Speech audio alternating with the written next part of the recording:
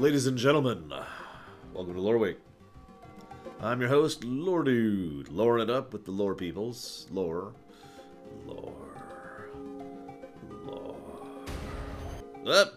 Ignore that. That's unrelated. We'll get to that later. Don't worry. Hello, Malachor. Hopefully things are going well out there in the internet land.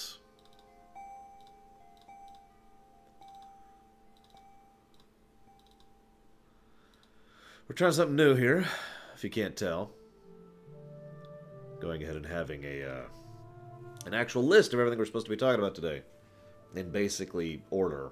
It's hard to truncate it and it's not perfect. I'm still kind of messing with the idea.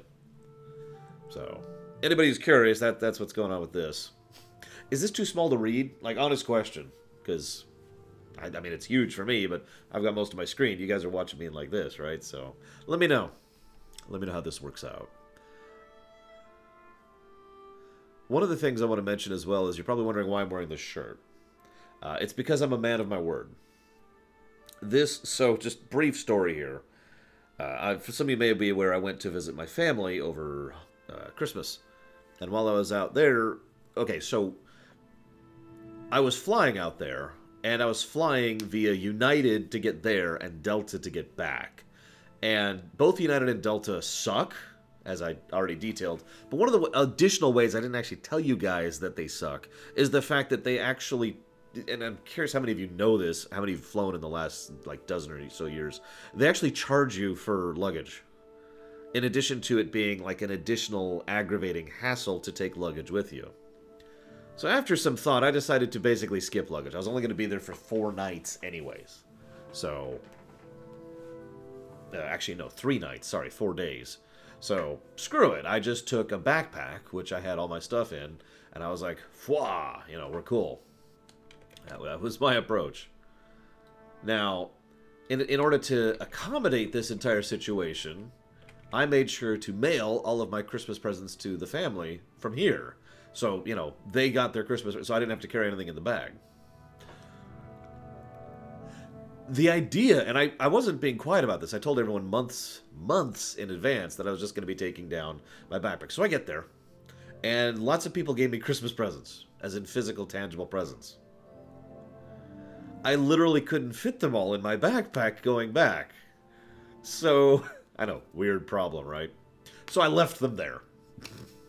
So my mom, Lore Mom, as recently as last week, I think, or maybe it was just before last week, so basically 2 weeks ago, went ahead and mailed me the remainder of my Christmas presents. One of which is the shirt you're seeing me wear. This is actually a gift from my cousin. And I told him, you know, I would go ahead and wear it on camera during Loreweek, and I am a man of my word. So, here I am, wearing this shirt on Loreweek, as promised. I didn't promise, but I did do it. So, that's why I'm wearing this shirt. I'm not having the coat. I don't do that. Long sleeves plus coat equals no. Random news. So, random news.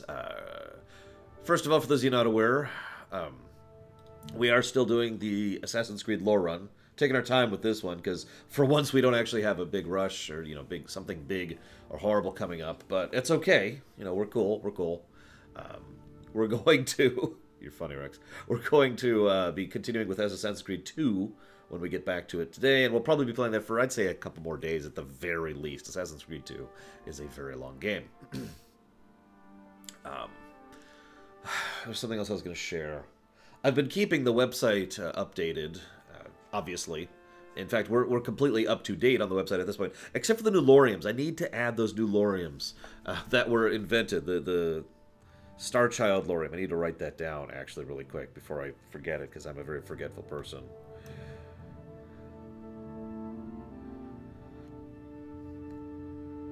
And I still need to come up with a Lorium for I hate this. Still not sure about that one. But other than those 2 things, one of the other things, I just wanted to plug this because I'm a little excited, just a little excited, about the upcoming Kingdom Hearts 3 game.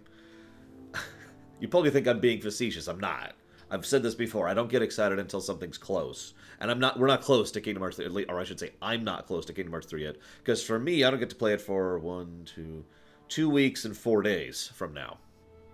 However, because I am, because we're getting there, and because, HOIP and all that, I thought just to kind of share the HOIP, I thought I'd go ahead and start doing some chordances, which is the remixes. Well, you're listening to a chordance right now, if you can hear it.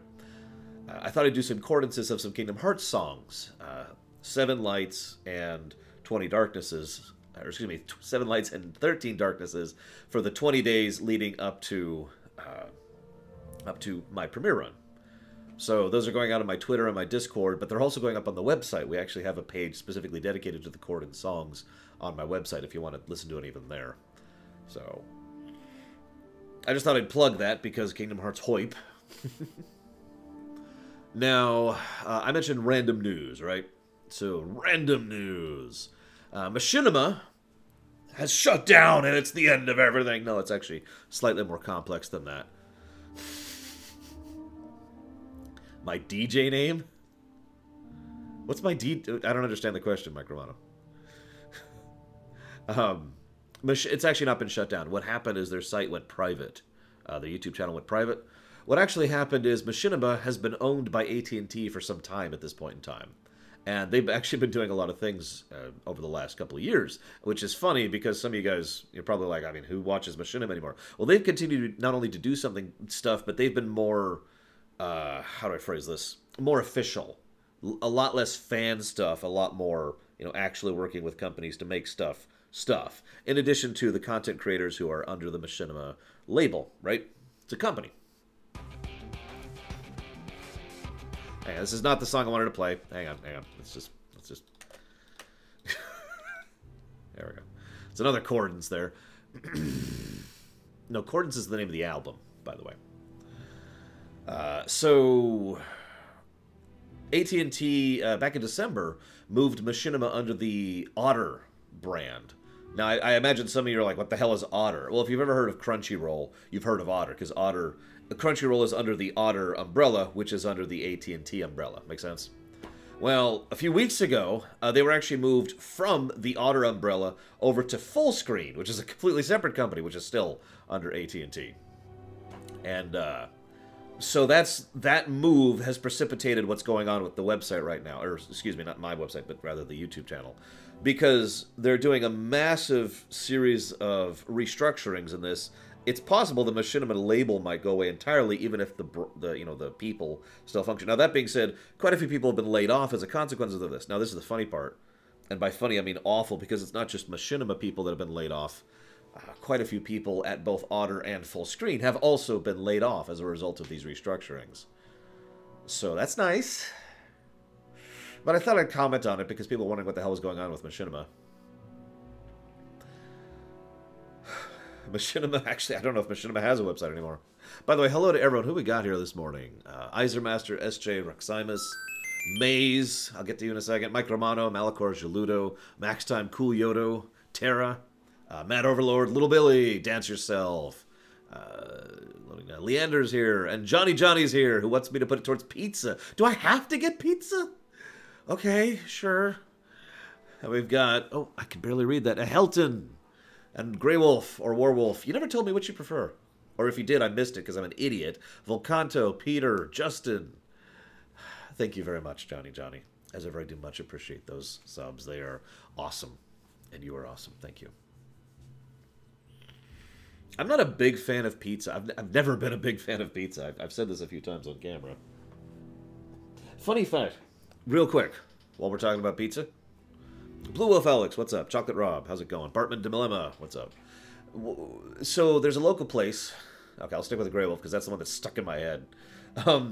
It's like calling Light Inquisitor. It would take effort to stop. There's a local pizza place that sells BLT pizzas, right?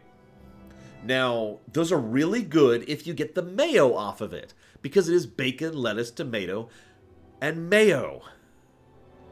And hello, Dream Whisperer, which is really gross, by the way. I'm sorry, I shouldn't say that.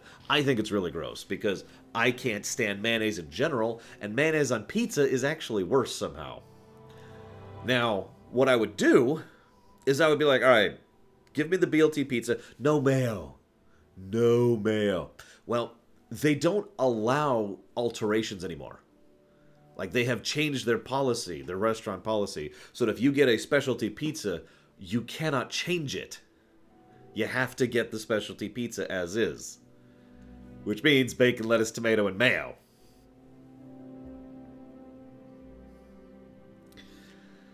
Hello, Hazardous. I don't do that anymore. Yeah, warm. It is warm, Sonic. It's just warm and kind of. Oh, okay, we're good. Trails of Cold Steel 3 is finally getting a United States, an English release. I don't know if it's actually coming out outside of the States. I know it's coming out in the States. So, I'm hoping we're getting like a German release or a French release or whatever as well, an international release. But regardless, the fact that they're getting it outside of Japan is awesome. I've actually looked at 2 of the Trails of games to date, the first of the first trilogy and the first of the second trilogy. So that's cool. I'm with that. It's coming out this fall. The weird thing is they've changed companies. Now, this is actually kind of an interesting thing to talk about. I'm only going to mention this briefly because there's just not a lot to talk about right now, other than the fact that Tessie's awesome and Souther's awesome. But, hi Tessie. Hi Souther. The catch is they used to use Xseed to translate these, and the problem was the people who were doing it over at Xseed were, by reports, this is not confirmed, basically so slammed with work that it was starting to affect them with anxiety and otherwise issues. Because there's an inordinate amount of dialogue that needs to be translated in these games. Yeah, okay, I'm with that. Good morning, Necrogangster. So, apparently, Xseed was basically just like, we're not doing this anymore. We're not doing this anymore. Now, I don't know how valid that is, but I can speak at least to the quality of 2 of Xseed's translations, because I've played 2 of them. And I did like it, yes. Although it had issues, but, I would still say a net positive. So then we have NIS America is the group who is doing the translation, and that has caused some issues and some discontent amongst people because of some of the translations and localizations that they've done before. The one that was brought up most recently is Ys 9, which they did, but I have heard grumblings about this even before the Ys 9 thing, so I don't know. I hate to say that, but I don't know. One of the things that I have championed for years at this point is good localization. Pretty much ever since I discovered that the Final Fantasy series was being badly localized. Yeah, I had to discover that because it didn't occur to me that this was a bad translation when I was a kid. But ever since I discovered that, I've been a champion of trying to understand original intent. And again, like I said, good localization rather than being just good translation, because there's a difference between the two, and I've talked about that many times. So I'm just hoping that we get a good localization when it comes to Trails of Cold Steel 3. We'll see. Hello, Disco Inferno. Yes, we are currently just in the random news section. Speaking of random news, they're making a new Ghostbusters film. I'm going to go and just toss this out there. I didn't like the last Ghostbusters film. No, it had nothing to do with the fact that there were females in it. I just didn't think it was funny. However, I have to bring up the last Ghostbusters film because it's relevant to the Ghostbusters franchise. See, Bill Murray is kind of a dick. You know how we talk about, we actually were just talking about this yesterday, how some actors, get too political or whatever, or some actors, people are very anti-actors. Yeah, I just talked about it, Zuan. Hi, Zuan, by the way. And hello, Something Classic. Thank you. I'm glad you liked it. We've talked about how actors are off camera and how that kind of affects them, right? We specifically mentioned Keanu Reeves because he's a really cool guy. Bill Murray is like the opposite of that, by all accounts, and this is going back decades. So this is something I think we could firmly say Bill Murray's kind of a dick off camera. I mentioned that because Bill Murray has been torpedoing the idea of a Ghostbusters sequel for years. Like, for a long time. Because people, for those of you not aware, people have been, several studios and several directors and several teams have been trying to make a new Ghostbusters film for a long time. And Murray has almost specifically been like, nope. Nope. Just walking in, because he still has some affluence and he still has some rights in regard to that. So he's just been torpedoing the idea of doing anything with Ghostbusters for quite some time. In fact, that's actually one of the big reasons why they decided to go ahead and do what is effectively a soft reboot with the recent all-female Ghostbusters film.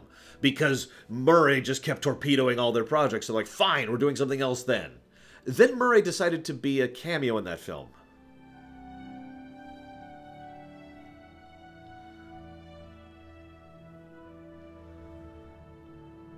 Okay. Now, out of nowhere, what's his face? I don't actually remember his name. Did I write it down? I don't think I did. What's his face? We're just going to keep calling him that. Which is the son of the last guy who did the Ghostbusters film. Has decided to shift in and say, hey, I've got the keys to the car. I'm doing it. We're finally doing a Ghostbusters sequel. And Bill Murray's on board.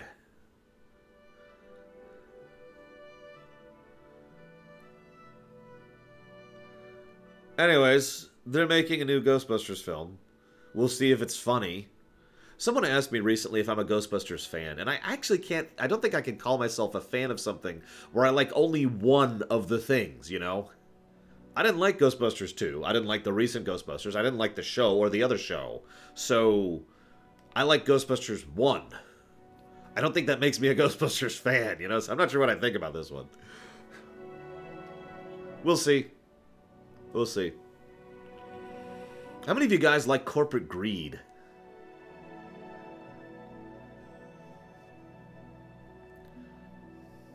I also... okay, I also didn't like the NES game.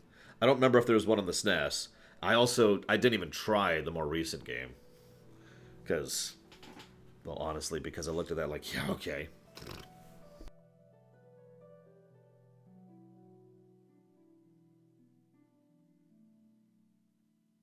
Please excuse me. So, corporate greed. Blizzard Activision. End sentence. That's the news.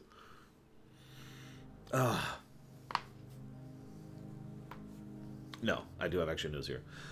So I actually mentioned how Blizzard Activision kicked out 2 of their CFOs in short succession. You remember that? You remember I talked about that? Well, they have hired a new CFO. Where's the... oh, wait, here it is. That's on a separate tab. They've hired in a new CFO, Dennis Durkin. Cool. Cool. Cool. He is getting $11.3 million worth of restricted stock and a $3.75 million cash bonus as a sign-on bonus, on top of his $900,000 a year salary and a $1.35 million target bonus.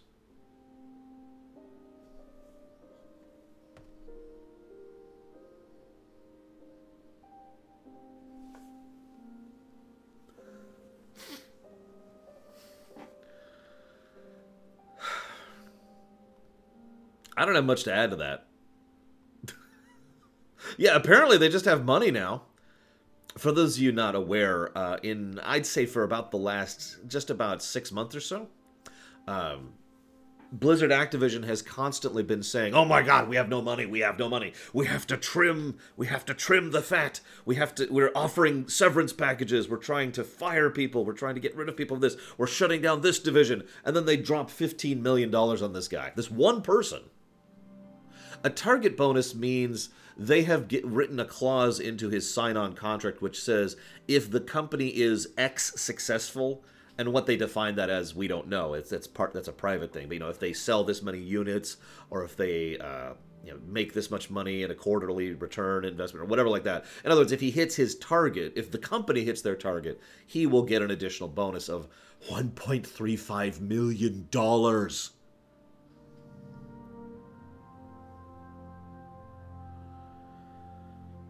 Do I need to make my point here?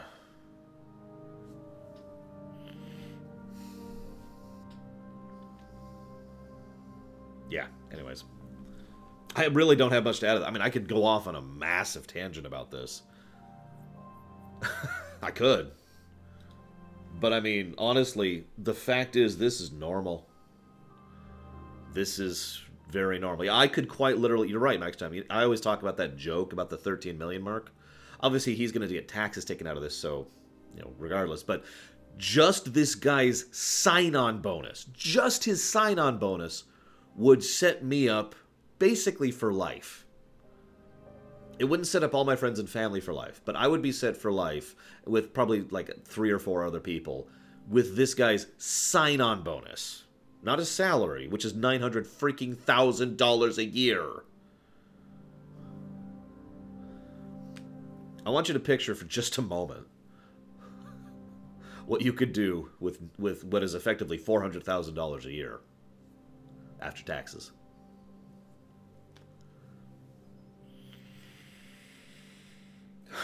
Anyways, what's funny, as an aside, what's funny is that that's still a large amount of money even from a corporate side of perspective. There are multiple games, even AAA games, which have about that as its budget.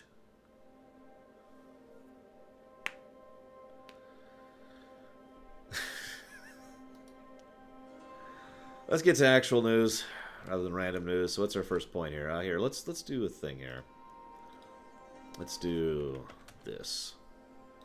Oh, it didn't show up. Oh, that's odd. Okay. Sure. EA. Oh, I should get a timestamp because I'm an idiot. Why am I so stupid? You ever wonder that? You ever just wake up and like, God, what is wrong with me? EA has canceled Orca. Now, I do want to talk about this briefly. Actually, he was not the only one who did that, Kay. There are actually multiple people over at Nintendo, including Iwata, who also slashed their own salaries in order to help the company. Because that's what you frickin' do! Anyways. So, EA has canceled Orca. Now, this is actually a funny thing to think about here. Because I did some looking into this, and I found a lot of conflicting information, which is very strange. Because everything I saw about this indicates that this was something that has been in process for a while. This is something that came out of nowhere. That this is something that was ordered by EA specifically. That this was something that was ordered by Disney specifically.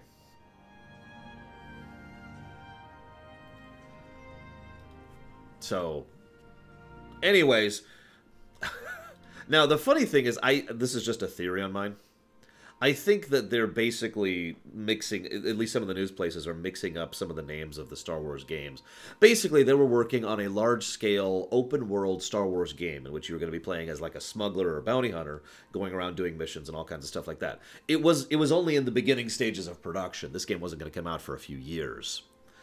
Now, for whatever reason, I say whatever reason, we know the stated reason, they decided to torpedo this.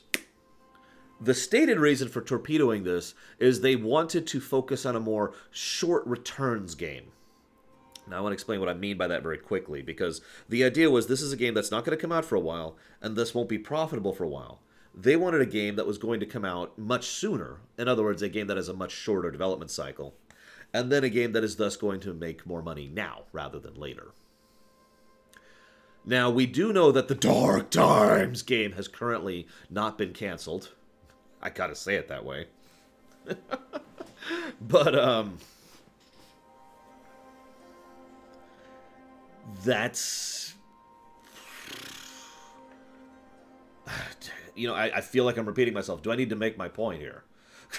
Do I need to make my point? They decided that a long-term investment wasn't worth it. It is probably worth noting that EA is not exactly doing badly right now, despite EA. Of course, EA's never been doing it badly.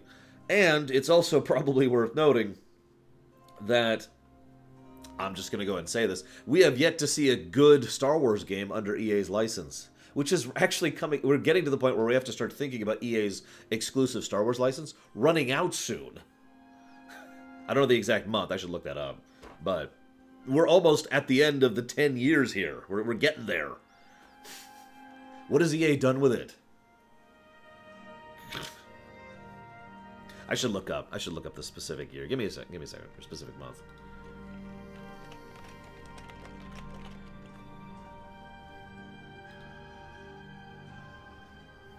blah, blah, blah, blah. Is it October? Oh, we don't know. We actually don't know. They didn't release it publicly. Well, that would explain why I don't know that. Well, whatever. We're about 3 years out. Give or take. Now, you might think, well, that's a long time. Not if you're in the middle of developing games. A big AAA title takes anywhere from 2 to 5 years to make. It's okay. I'm sure the Dark Times game will totally make it up for it. And that'll definitely happen.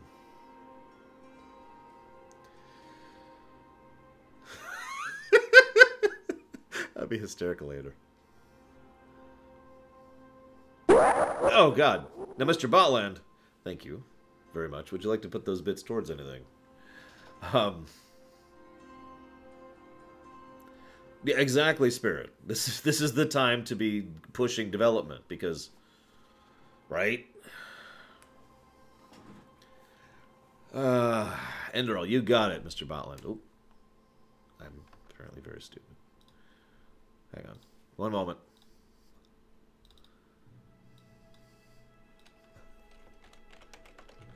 Enderal, so noted. Thank you. Excellent, Kay. The Flash is low priority. I want to stress that because that's not going to be... I don't need the Flash for the stuff I'm doing now. Just as a heads up on that.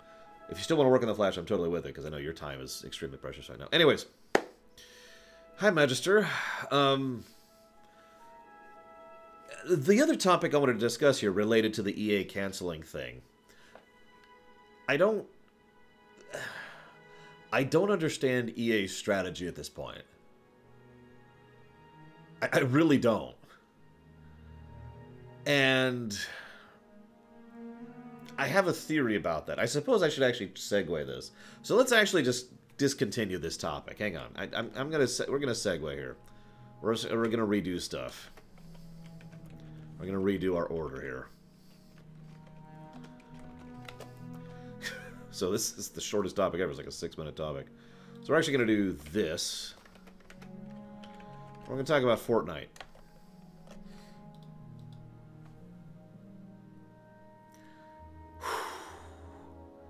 I want to stress this. You guys have no understand. How do I phrase this? You don't know that I'm telling the truth, right? Like, I know if I'm telling the truth or not, but you don't actually know if I'm telling the truth. So all I can say is that I am about to tell the truth when I say that I am not trying to stir up anything. I'm not trying to say that gaming used to be better. I'm not trying to say, oh, the good old days. None of that is my intention. Rather, what I'm about to say, I'm going to say with total forthrightness, okay? Preface. I'm starting to think that I might be wrong about video gaming. That I might, things that... What I mean by that is, things that I would consider good... Things that I would consider correct, things that I would consider, good choices or good game design or good creative and financial decisions when it comes to game. I'm starting to question if I am actually accurate about that. I want you to do a thought exercise with me, okay? Okay. I want you to imagine that you are an executive, a manager, businessman, project leader, whatever. And you are working at Made Up Co. And Made Up Co. is about to start working on some new games, video games, okay? Now, budget analysts come in, market analysts come in, and they're like, all right, here's what we're looking at. We've got the data from all of the gross income from 2018 when it comes to video gaming, okay? So this is divided versus free-to-play and premium games. Which would you like to hear first? Pretend I'm the analyst and you guys are the executive, okay?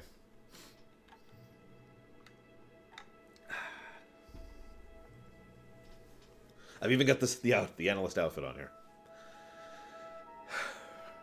Okay, free to play, sure, no problem. Again, this is gross figures. Last year, Fortnite made $2.4 billion. I could stop there, but let's keep going.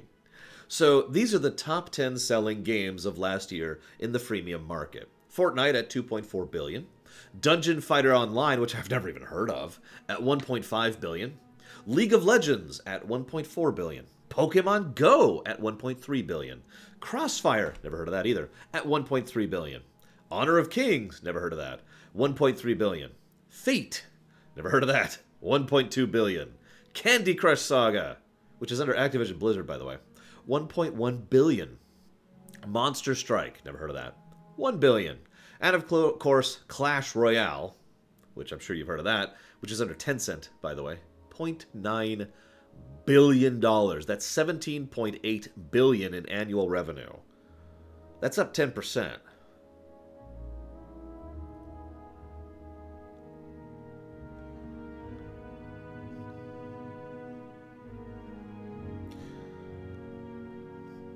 Let's give a little bit of additional data here. Little, because that's my job. You know, analyst, right? Is this the right one? Yep. So, see this? This is, so what we see here is the first column in each of these three categories is 2017. The middle column is 2018. The third column is the projection for 2019. So you can ignore the third column. You really can. Because I'm an actual good analyst, and I'm telling you, ignore the third column, look at the first two, okay? So, in case you can't tell, because I know that text is kind of small, that red, so this is how much money the Asia market, the North American market, and the European market has made in free-to-play games in 2017 and 2018. Make sense? The red color is mobile. The purple color is PC. The color that I can't even tell what that is because it's so tiny on this, it looks like that's blue, is the social. That's like, you know, web browser and whatnot. And then green is console. I wouldn't be surprised if you can't even see green. If I'm looking very, very closely here, I can see a sliver of green under North America and Europe in 2018. Asia alone in 2018 made $54.3 billion in the free-to-play market. And you can see that $41.5 billion of that is red, which means mobile.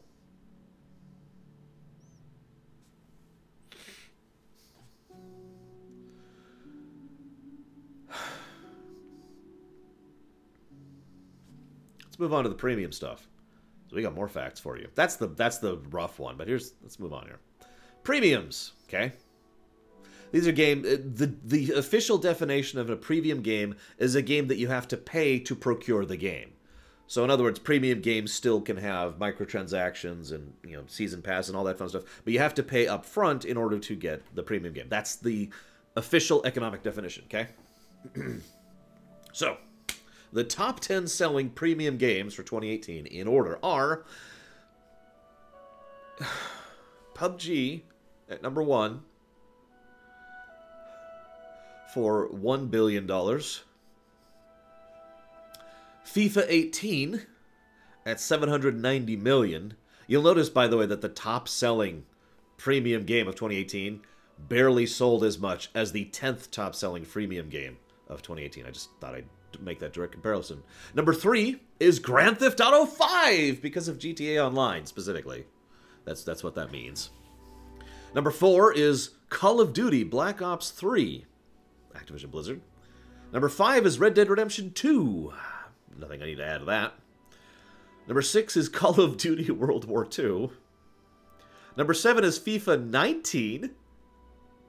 Number 8 is Monster Hunter World. I'm not sure what that is. Do they have microtransactions in that game? Number 9 is Tom Clancy's Rainbow Six Siege. And number 10 is Overwatch.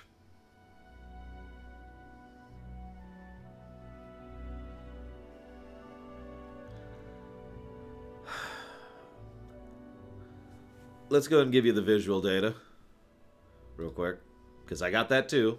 Here's the premium visual data. You'll notice the immediate difference. Look at Asia for premium games versus what it was for free-to-play. Look at that. Versus North America and Europe.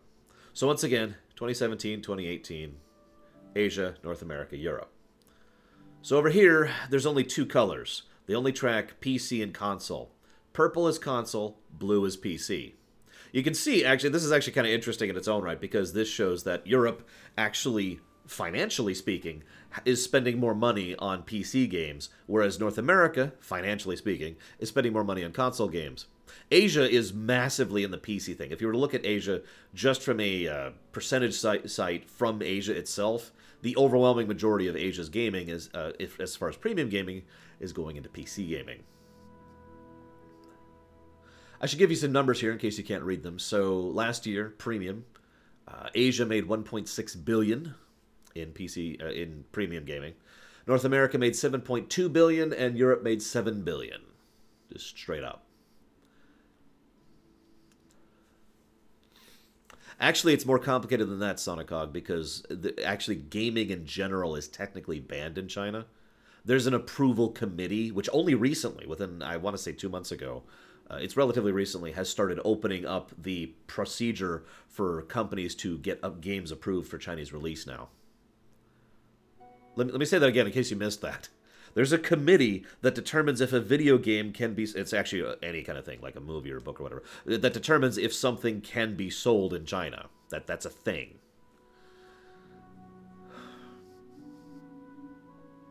Anyways. So,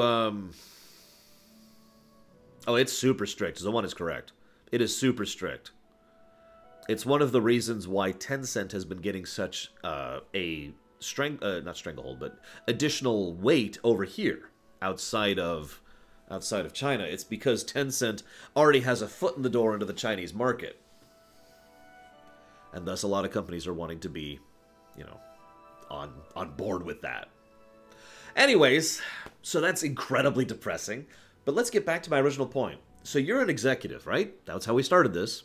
You're an executive. You're a manager. I have just given you actual factual data with regards to the sales figures for 2018. What do you do with it?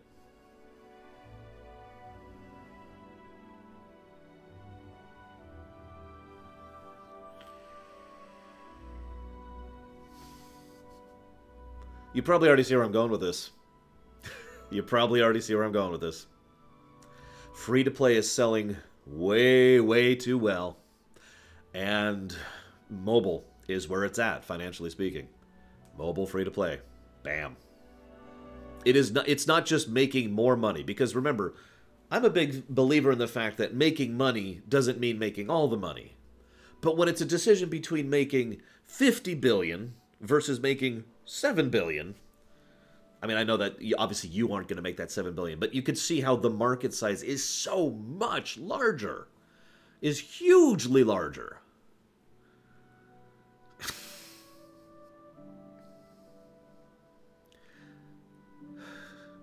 Dakoita is correct.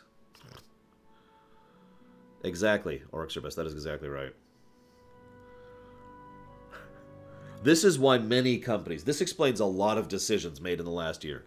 This is why so many companies have been doing so much effort and taking so much effort in trying to buy into the Chinese market as well as into mobile gaming in general. Which leads me to my original premise. Maybe I'm literally wrong.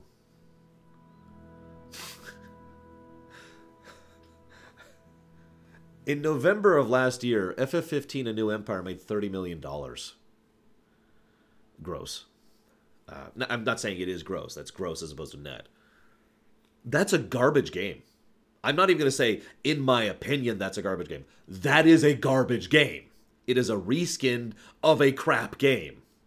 It is a pay to keep ahead. It is basically, if you were to break it down into the core gaming elements, it is a leadership board.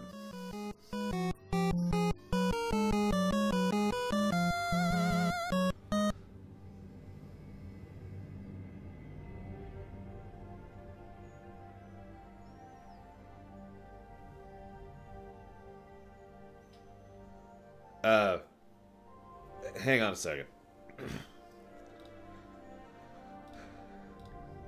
It's a leadership board. And hang on. Well, I can't choose. It doesn't work that way, Valerian. If you put money towards me, I say thank you, and I mean it, but I don't put it towards anything, because that's not how the system works. Buy some Blizzard stock. That's true. I could get 4 shares of Blizzard stock right now with that. Because Blizzard stock is in the toilet right now. Funnily enough. I'm not even kidding. It's $48 last I checked, which was this morning. Yes, I've been following. Of course I've been following it. I mean, I am wrong. I really feel like I'm actually wrong here.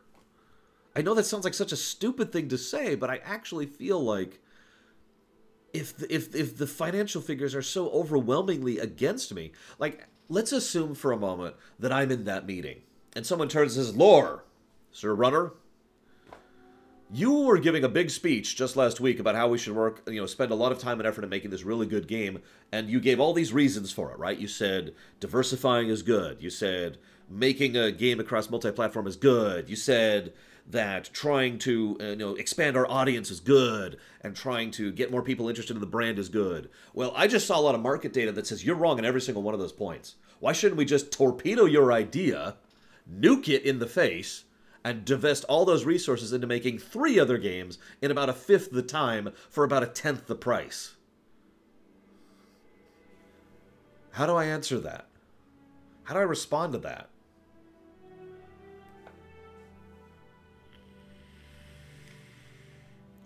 That's a long topic, Darth Revenant. Let me come back to that question, okay? Ask me during the Assassin's Creed lore run. I'll talk about it then, because it's a much easier way to talk about that. But how do I answer that?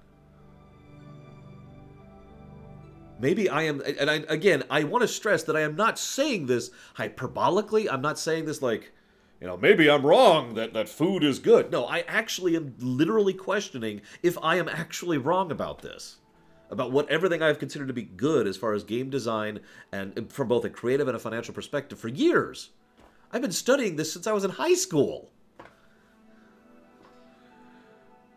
And someone just walked up and said, yeah, mobile games just made billions and billions of dollars last year alone. Garbage mobile games. What?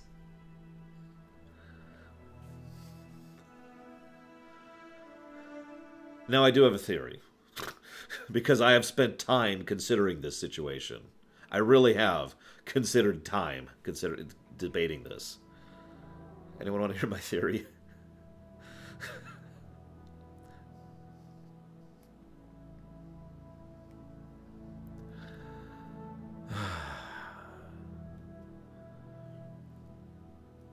Yeah, that's right. I remember that as the one. I remember that. Actually, Aethel has a funny comment, too. I mean, selling illegal drugs makes a lot more money than selling legal drugs. Here's the theory. How many of you... What was the first video game you remember playing? Preferably when? For me, it would be about 1985-ish. And it was Pac-Man. I've told you guys this. In the arcade, sitting on my dad's lap, playing Pac-Man. That's the first memory of playing a video game. We've got Unreal Tournament, 99. 2D Prince of Persia, that would be late 80s. Mario 64, 99. Commander Keen, that would be early 90s. I can't read that fast. I can't read that loud that fast.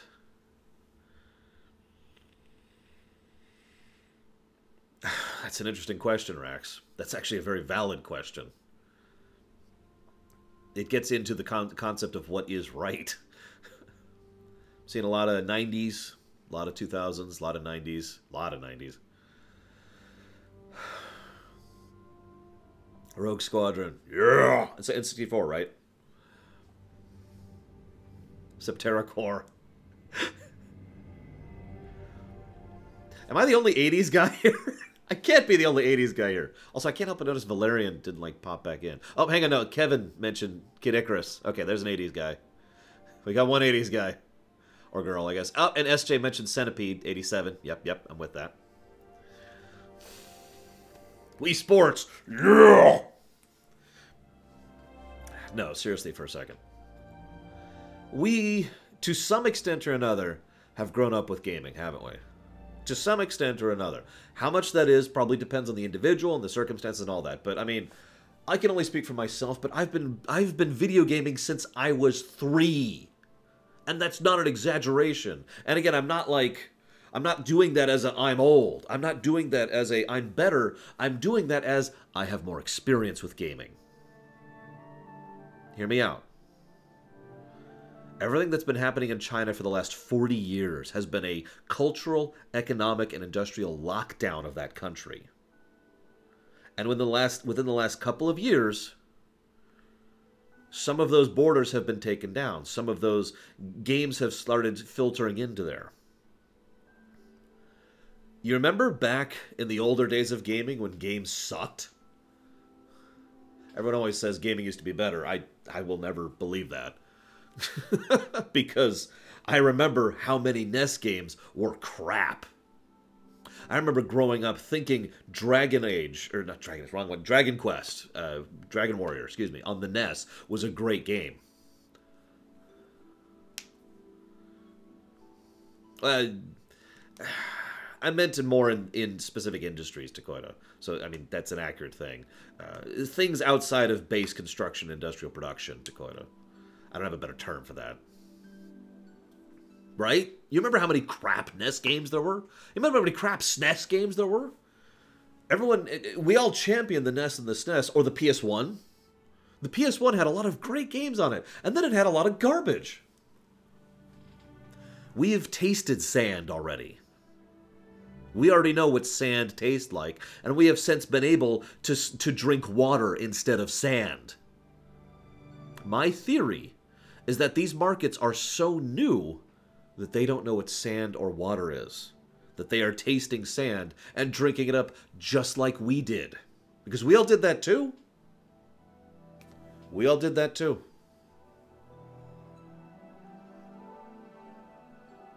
That's my theory. That gaming as a concept is so relatively new in that market that they are being sold garbage and eating it up because it's all they got. Because it's what's available.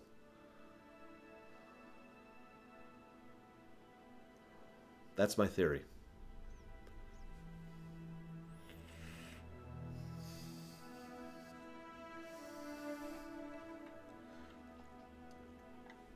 Now, there's a lot of personal in that. Because I distinctly remember drinking sand. I remember eating up Ultima 1. And thinking, oh, this is great.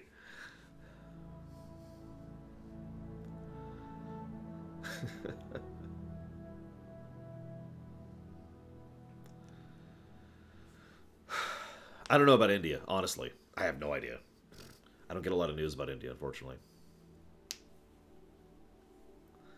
I remember enjoying Ultima 3. That was on the NES.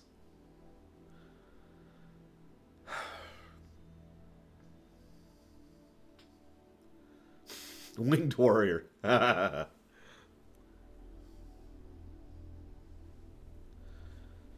Look, I'm just saying, Dragon Quest 1 on the NES is not a good game. Is present tense. If we go back, when we go back, because we're going to go back and do a in-depth classic of Dragon Quest 1, it's going to have a lot of negatives.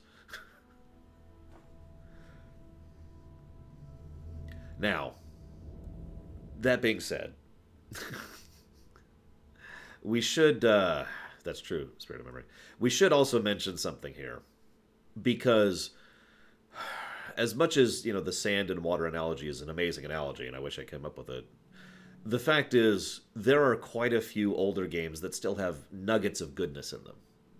You know, crap interface, bad coding, buggy, you know, terrible graphics, but like some of the core concepts are still good, right? I'll name 3 examples right off the top of my head. Mega Man 1, which is not a good game, nevertheless had the core concept of a good game in there. Dragon Quest 1, while a crap game, nevertheless had a core concept of a good game in there, right? And Zelda 1. Crap game, core concept, blah, blah, blah, blah, blah, blah. So, that is the only real hole in my theory. Because, I'm sorry, yeah, Tetris, another good one. I'm sorry, there is no nugget of goodness in a lot of these mobile games. There are good mobile games, but those aren't the ones that are selling.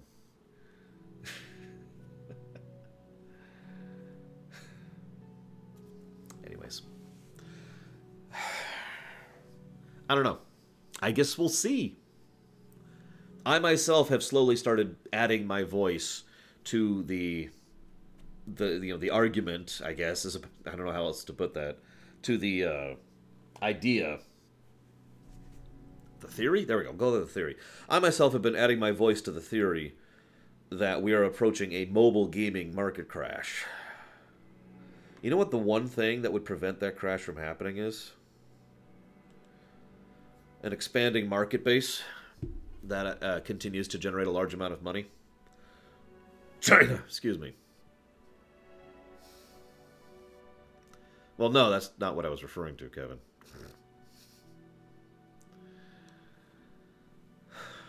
Anyways, next topic. I got nothing else. Sorry for all the depressing. Everything is awful. Everything is crap when you're part of a team. Sorry. That's true, Necro. You know what I would compare... Hang on, let me take something back here for a second. Because Blue Wolf Alex took offense to the idea that I called Zelda 1 a bad game. Now, I'm not going to change my opinion on that. I'm sorry. However, I will say that it is not an awful game. I have played so many games that are so much worse. So much worse.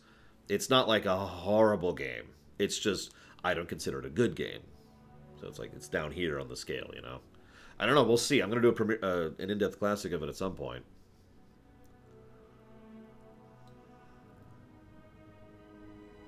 Where is the frickin' topic? There it is. Sorry. I will also say that, you know, Zelda 1, if nothing else, gets credit for starting a lot of things. Zelda 1 needs a proper remake. That's what Zelda 1 needs. And we need to call it something other than Link to the Past. How many of you guys like Star Trek? Let's talk about something different. Because this is a weird one for me. So, I mean, the topic note there gives it away. They're making a new Star Trek show. It's going to be focused on Section 31 and Spoiler Lady from Discovery.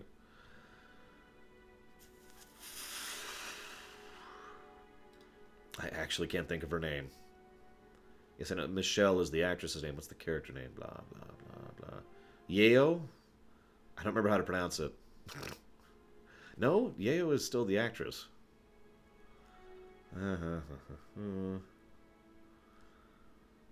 Giorgio, that's it. That's her name, Philippa Giorgio. All right, so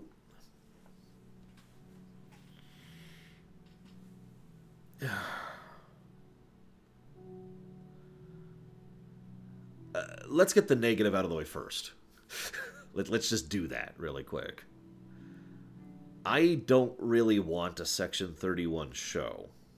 Because that's what this is. It's a show focused on Section 31. I also don't want a show under the same showrunners as Discovery because I didn't like Discovery. I don't hate it. I don't think it's the worst thing ever. I just did not enjoy it. I've already given my thoughts on that. I found it disinteresting is probably the simplest way to summarize my thoughts on that. And the only, well, one of the only two characters that I found legitimately interesting was killed, so whatever. And I hate the directing. The camera work drives me batty on that show. So I will say I dislike the camera work of Discovery. So that's the first bit of negative. The second bit of negative, and I cannot... I probably shouldn't even talk about this. Tilly's the second character, Tesla. Whoops. I didn't mean to do that. There we go. Where did I put this? I need to find something. Give me a second. I'm not sure where it is. I haven't used it in a while. It should be here, but I don't see it. Oh, no, there it is. There it is. Fit to screen, please. Okay. I have brought down the controversy box. It's in front of the chat. There we go.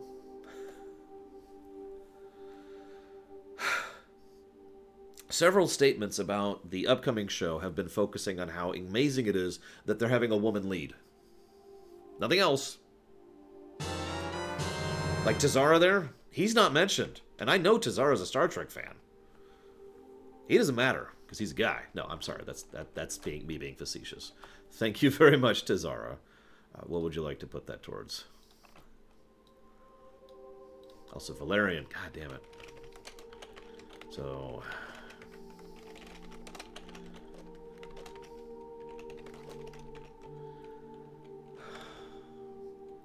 keep it civil. We're just going to switch into this really quick.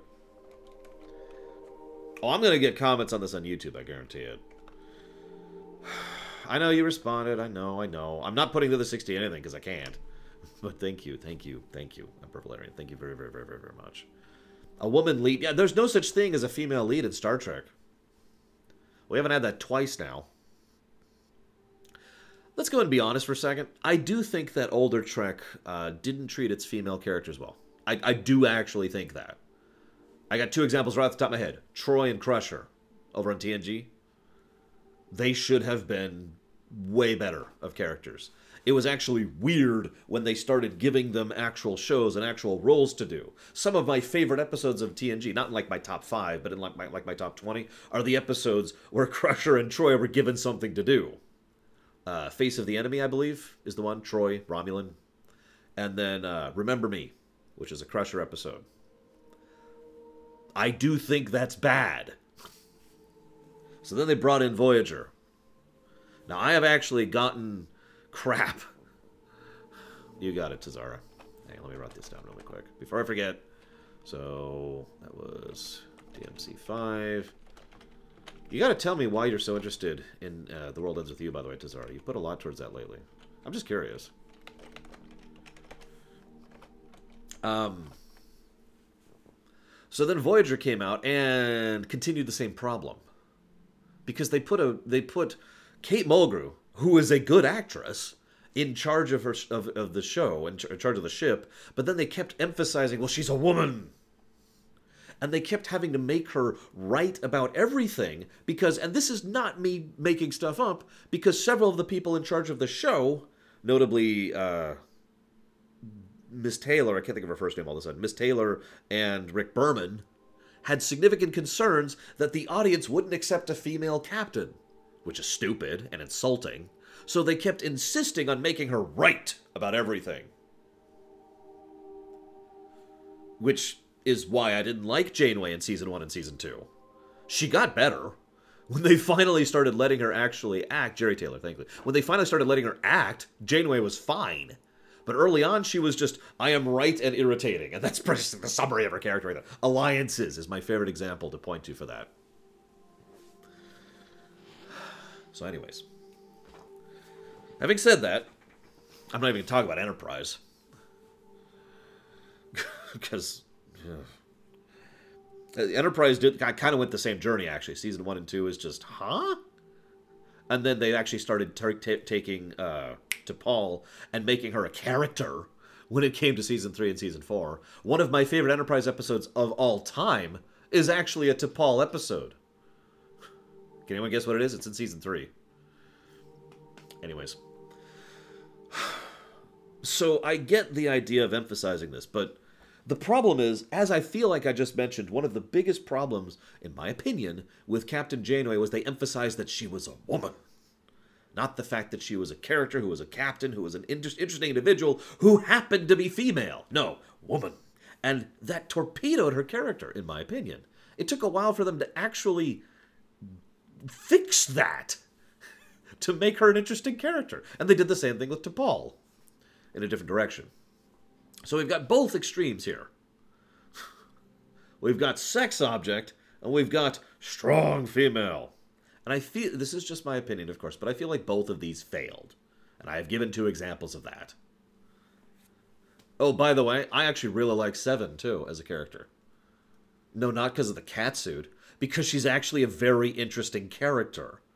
That they have done very interesting and good episodes of. And even 7, in my opinion, they screwed up. because not because she was female. Actually, it has nothing to do with that. Although the cat suit didn't help. But no, 7 they screwed up because they kept resetting her character back to this point. It drove me nuts how many times they did this, especially in the later seasons. Anyways, yeah, exactly, Cat. I feel like I just meant that.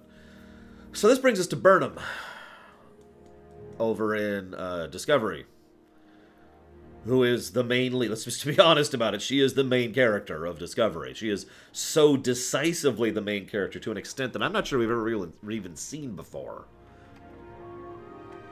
In the original Star Trek, the main characters are Kirk, Spock, McCoy. In TNG, the main characters are Picard, Riker, and Data. In DS9, the main characters, well, that's actually getting a little debatable at that point. But, you know, Sisko, Kira, probably Dax, right? My point being, I don't think this is, of course, a debatable thing, but I don't think we've ever had as much focus on a singular character in a Star Trek show as we have had on Michelle. It's weird, if I'm being completely blunt. It feels like they were trying to set the camera behind Michelle at basically all times. You know what I mean? Which I think is part of the problem, because then if you don't like Michelle, then you're going to have problems with Star Trek Discovery. That's just an opinion.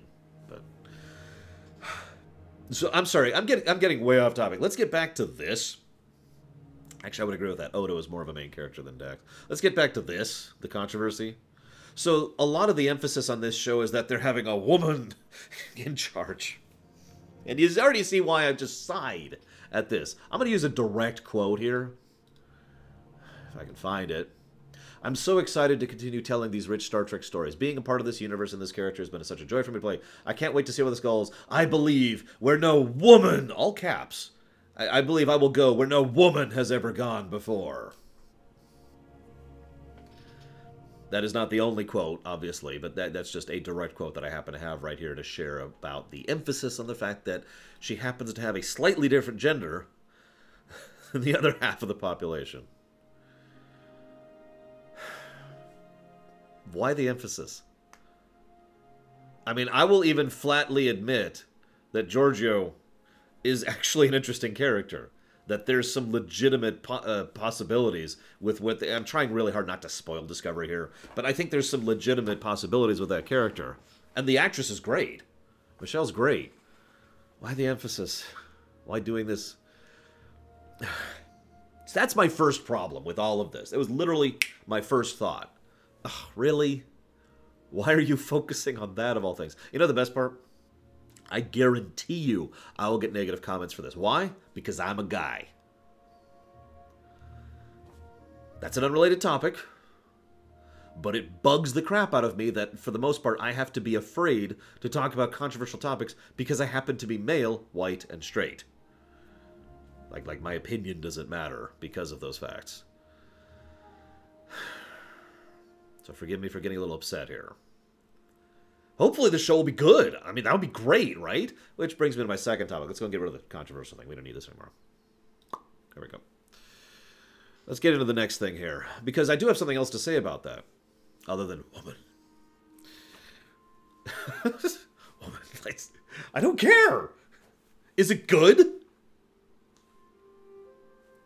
Is it good? It's all I really care about. You know, what's funny is I talked about that just today. You know why I didn't like the last Ghostbusters movie? Because it was bad.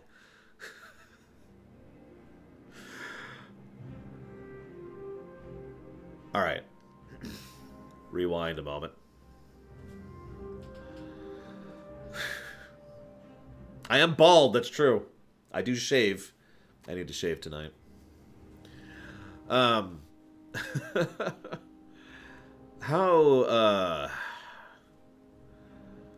All right, so let's address a theoretical here, okay? How many of you liked when TNG and Deep Space Nine were both on at the same time? It was a brief period there. It was about a year. A little over a year, actually. Just a little over a year. When DS9 and TNG were both coming out at the same time. Anyone remember that? I do, obviously. How many of you liked that?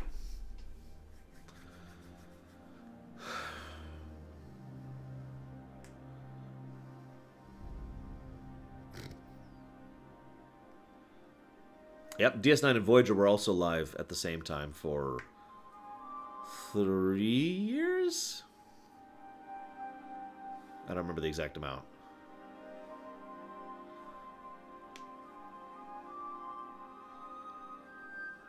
Well, if you hate DS9, obviously you're not going to like it. I liked it. I like DS9, but I liked the fact that we had 2 Star Treks at once. That was cool. Now, I also happened to like both Star Trek shows that were live at the same time, because, again, what I care about is whether it's good or not, whether it's a snowflake or not. I'm sorry, I didn't mean anything by that. I just realized that's a term nowadays, isn't it? I was mentioning a snowflake because this is literally a snowflake. This is actually a gift from my niece. Because she draws incessantly, and she breaks pencils constantly, and this is something my aunt gave to her.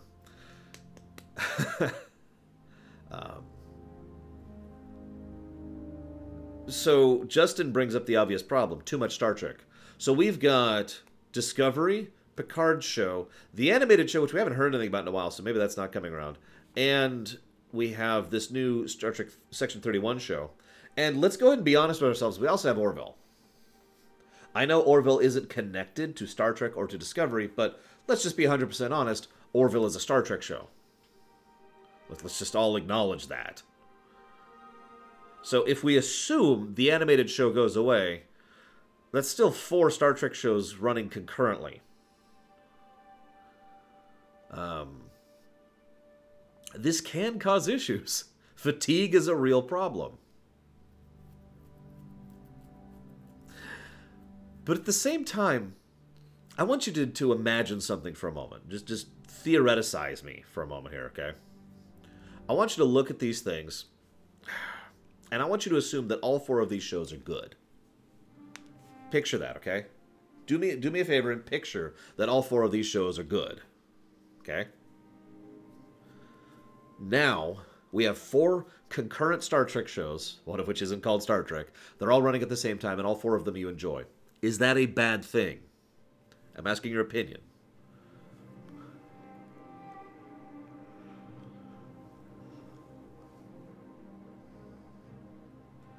Oh, gotcha, Kevin. I think I see what you're saying there.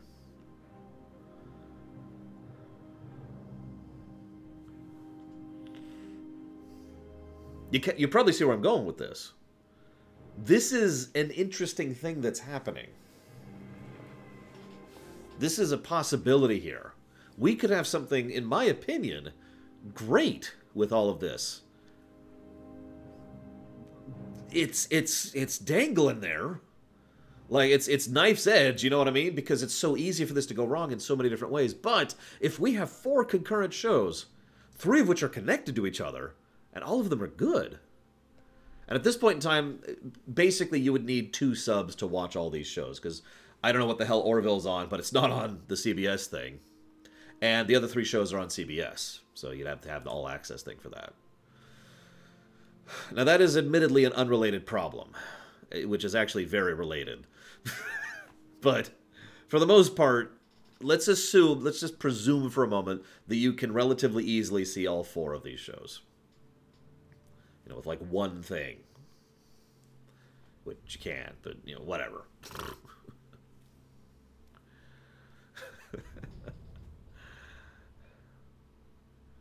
Yes, every Sunday at 10 a.m. I have Loreweek, Kevin. Apparently, Orville is on Fox. I wouldn't know. I don't have cable. I don't watch TV. Unless it's on Netflix. Or Amazon. And that's it. Although I'm going to be unsubbing from Netflix soon because more and more stuff is leaving Netflix. But anyways, point being, I'm kind of with you on that, Saldir. As I've said before, my opinion on Orville is that I hate the money, or hate the funny, excuse me. I hate the funny of Orville. I don't think it's amusing. Almost every joke falls flat for me, and I'm just sitting here groaning. And then the rest of the episode is, huh. Okay. They've done some interesting stuff.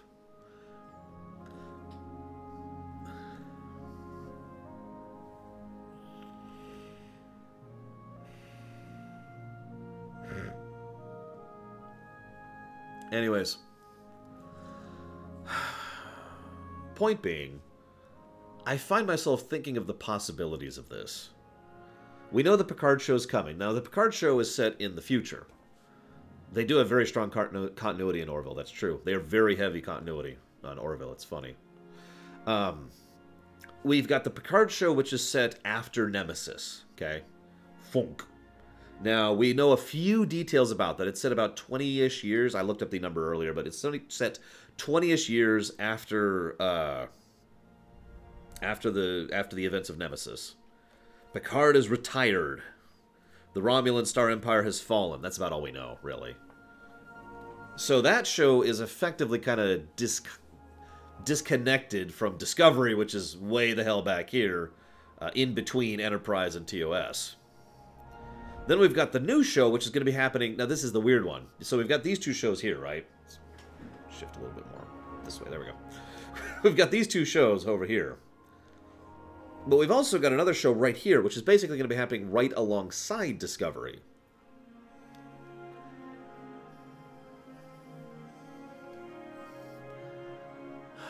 Not that I'm aware of, Spirit, other than Patrick Stewart, obviously. Now... This going back to the Section 31 show in specific, well, I'm not super interested in Section 31.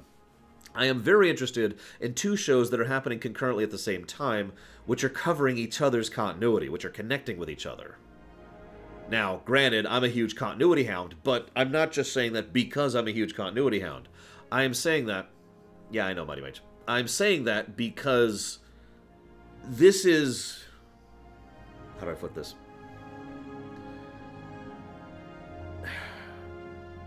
It is my opinion that television is one of the best possible things to do significantly heavy continuity storytelling over a long period of time.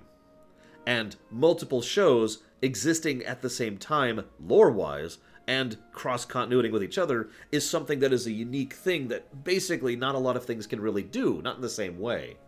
Being able to watch an episode that is affected by another episode, and vice versa, it's a unique thing. It's not completely unique, obviously, because there's other things that can do that as well. But it's a specific style of storytelling that isn't done a lot. Now, we have to admit that Marvel tried this. Because... So Marvel did a thing where, like, all their Marvel shows are basically happening alongside each other, right? The problem is none of them matter for each other. Every now and again they do the, hey, we're all going to converge thing. What was that, Legends, I think? So every now and again, like once per season, I want to say, they all just are like, hey, so we're all together. And let's go team up. Yeah, let's team up. Okay, we're cool. Whew. Zug, apparently. No, I'm going to talk about DC in a second. Don't worry. I'm building up to it. Although Legends was DC, you're right. What did Marvel do? Oh, I guess Marvel didn't do anything. So I guess I am talking about DC. Okay, so I'm sorry. I'm sorry. Let's move step... Because I got 3 points to make. And I was on point 2 already. I apologize. Let's move another step back to talk about Marvel. So Marvel shows are all talking, like, basically at the same time. Are all happening basically at the same time. But for the most part, don't matter for each other. No, it is Marvel. I'm right. And they had a continuity thing where all of them joined up together. Because Jessica Jones was there and Luke Cage was there. That's Marvel. Now, that... They have the occasional guest references to each other, but for the most part, there is no significance of the shows happening alongside each other. If you watch one of those shows, you're not missing anything of the other shows, and that is true for all of them. And, as Mike Romano points out, none of these shows matter for the MCU. I actually talk about this during some of my videos when I'm covering the Phase 2 stuff, because Phase 2 was the closest we ever had to the MCU mattering for the MTU. So... Like, remember, because S.H.I.E.L.D. led up to S.H.I.E.L.D. led up to Winter Soldier, and then there was a S.H.I.E.L.D. lead up to Age of Ultron, and that's about it. That's about as far as that connection has ever gone. So, in other words, they didn't really do what I'm talking about. They just made a bunch of shows that happened to be in the same setting. Okay, so, now we talk about DC. So, DC did the thing with Arrow... Flash, Supergirl, missing one. That wasn't Daredevil. That's the other one. I feel like I'm missing one. Anyways, DC did the same general thing. Here's a bunch of shows, unconnected. Now, the one thing that's not true about that is DC took one step closer with regards to the continuity thing, and that's with Constantine. You remember what happened with Constantine, right? Because Constantine had his own show, and then they canceled his show, but then they brought the character back and the actor back to be on other shows. Because he was good, and because he's Constantine, which is just a weird thing there. Oh, I know, right, Rax? That's just... Ugh. But yeah, so they... I guess Constantine was the fourth that I was thinking of, yeah.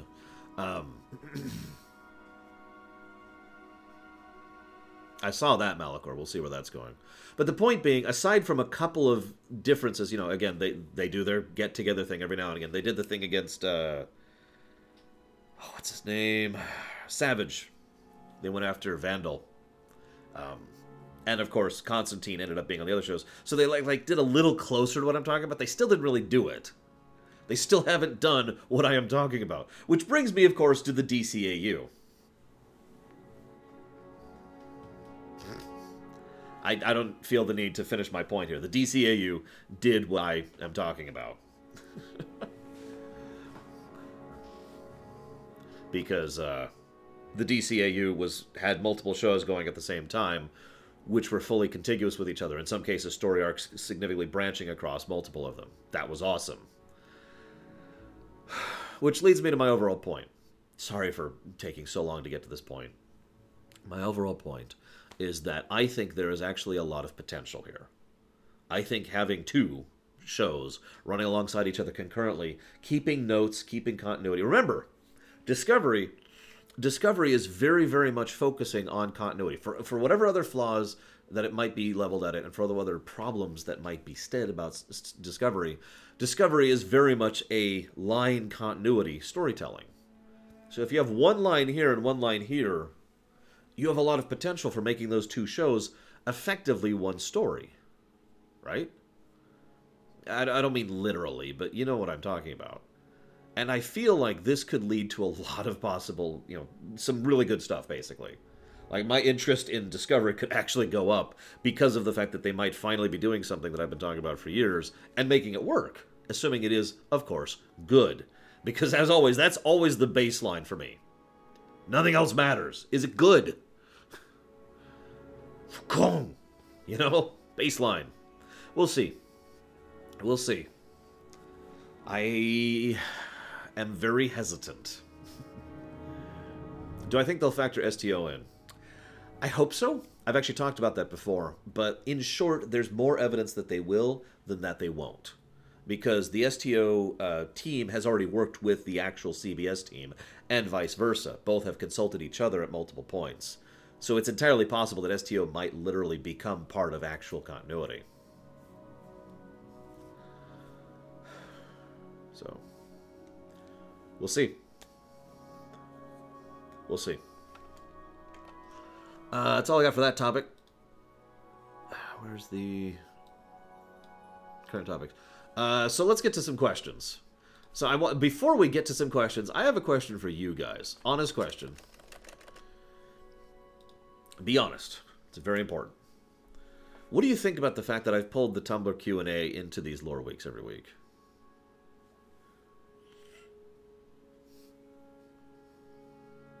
Now, while I wait for you guys' answers, I want to explain myself a little bit. First of all, I'm big on viewer interaction, basically. Like, I'm really big on that. There's a reason I read that chat. That's the reason why, if you're looking at me on screen, my eyes are over here for the most part. It's because, and I'm really big on viewer interaction. I'm really big on discussion. There's one of the reasons I prefer doing my reviews, my premiere runs and my in-depth classics, on stream, so that we can generate some kind of a discussion back and forth on exactly what we're talking about and what we're going with, and debate points back and forth, and debate pluses and minuses back and forth. I prefer that. It has caused some issues, I'm not going to lie, but I do still prefer that. And I also think, so that's basically why I'm really big on the Q&A in general. That's why I was big on the Q&A back in the day. It's why I'm big on the Q&A right now. It's because I really like doing this. And I really love seeing your guys' answers. And I hope to think that some of the people who ask these questions like seeing your guys' answers too. I'm reading a lot of responses here. Yes, I have, actually, Rational Ginger. I liked the first one. Free Space 1. I do answer questions on Twitter. Just nobody asks me questions. I've had one question on Twitter so far. Although, as I've explained before, the main reason I use Tumblr as my Q&A format is because it is the perfect Q&A format. No, seriously. It's got a thing where I get a notification. In fact, I got a notification just now. I can prove this. Just now, I got an email from someone who is anonymous. So, in other words, they don't have to have a Tumblr account. Whereas on Twitter, you have to have a Twitter account. And this question says, is Freeman's mind good? I get that question as an email. I can think about that and process that. No, it's not good. I get that question right there. Bam. And I can process that. And then I could go, of course, and go to my actual Tumblr site and answer that in a nice, easy, digestible format. And then there's actually a list, if you go to lorerunner.tumblr.com or something like that, you can see a whole list of every question I've ever been asked and answered. And, most important part of all, it's anonymous. You don't have to have a Tumblr account. Bam. I've actually never seen Freeman's Mind, so I don't actually have an answer to that one. That would be the real answer there. Now, thank you really quick here, Scottish Warrior. Sorry, I didn't want to interrupt my train of thought. Thank you very, very much for the year sub. Welcome to the Year Club. Everyone say welcome to Scottish. You don't have to do that. You're putting it towards my choice, which means nothing, but thank you nevertheless. I do appreciate it very, very, very much your continued support. You're awesome, dude. So that's pretty much why I do the Q&A thing. I have to always mention that because Tumblr has a really bad reputation for good reason. That's not what I use it for. Anyway, so the first question is about Kingdom Hearts. I figure that's a good thing to start with, right? Hang on. Someone's now following me on Tumblr. And I just got another question.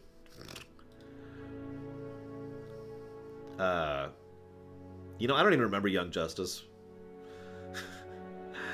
I really don't. I'd have to think about that one.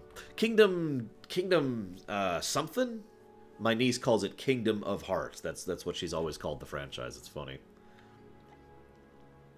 So, you have been hired to put on a team. Your job is to remake Kingdom Hearts 1 and Kingdom Hearts 2. A proper remake, preferably. Your specific job, you're over here on the side, your specific job is to come up with ideas on how to make each Disney world relevant to the story, like what they did with Halloween Towns, and what your ideas are for each world. Tumblr isn't dying. They just got rid of the porn. Which is, well, dumb. I'm not even interested in that, and I still think that's dumb. So, for example, you know, we've got, I suddenly can't think of the name of it. Alice in Wonderland. Nothing to do with anything. So what do we do with Alice in Wonderland? Oh, thanks, Hazardous. What do we do with Alice in Wonderland, Tarzan, let's see. I'm actually trying to remember. God, hang on, let me just pull up a map of Kingdom Hearts 1 really quick here. Because that'd be the easiest way to do this. Here we go, there's the map. Okay, wait, that's Kingdom Hearts 2's map. Damn it! No, Kingdom Hearts 1. There we go. Okay, so.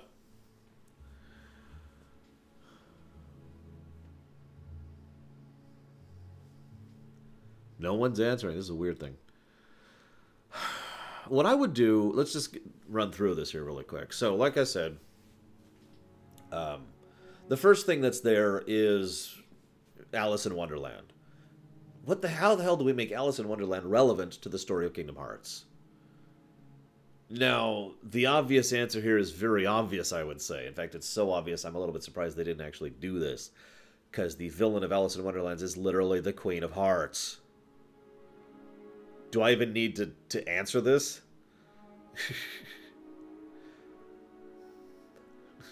Right? So instead, what I would do, I would go ahead and look at that situation and I would say, okay, why don't we use this as a way? Because remember, this is Kingdom Hearts 1. All this stuff is still new. We need to do world building. It's on my website, Kevin, in the upper left. We need to do world building. So, why don't we go ahead and use pretty much the whole of the world to really explain the Heartless? Pull that stuff out of Traverse Town, put more of it here, and give us a literal demonstration of how the Heartless work, and maybe a little bit of a tease of the nature of the Nobodies. Just a little bit. Just like maybe you see someone who see the Queen of Hearts herself has her heart stolen. Remember, something that was attempted on her and for reasons we don't know failed. Thus, we now understand how the Heartless function and how they pull, how they rip hearts out of other living beings and are constantly seeking, thank you, Takeda, and are constantly seeking the heart of the world, right? Ergo, we now understand how the Heartless function, and we can actually see one of the Heartless successfully pull her heart out and create the actual boss that will be fighting for the thing instead of random guy number 75. But I would also have there be another... Like, we see the Queen still functioning in the background, barely, minus a heart. Just in the background, just as a way to establish that. Which brings us to Tarzan. Now, the question actually mentions that Tarzan needs to be torpedoed, because we don't have the rights to Tarzan anymore. So what would you replace Tarzan with? I gotta be honest, I don't know. That's my honest answer to that question.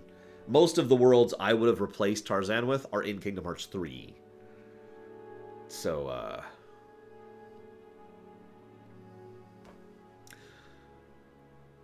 anyways, that leads us to, I guess, Jungle Book. Oh, Treasure Planet. Good one. Let's do Treasure Planet. But what do we do with Treasure Planet? How does Treasure Planet tie into Kingdom Hearts?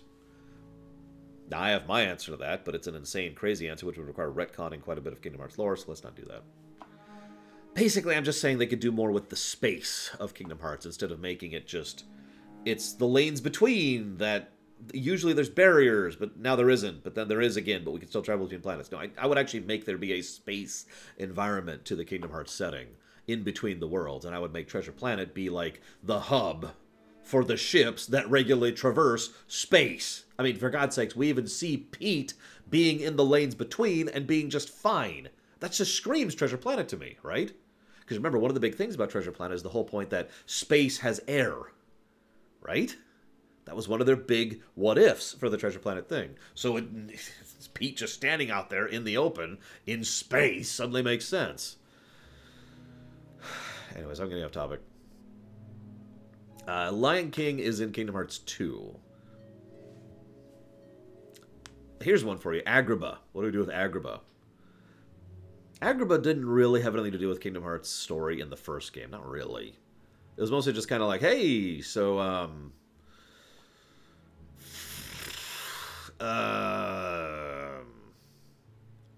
here's Jafar. He's commanding Heartless. Here's a really crappy version of the genie. No offense to Dan Castellaneta. No, I'll tell you exactly what I would have done with Aladdin. I would have had... So you remember how Jafar's big thing, Genie, show me the keyhole. And then we stop him from getting to it, right? And then Kairi is kidnapped. I'll tell you exactly what I would have done. I would have had Aladdin's world be destroyed on screen. I would have had the Heartless...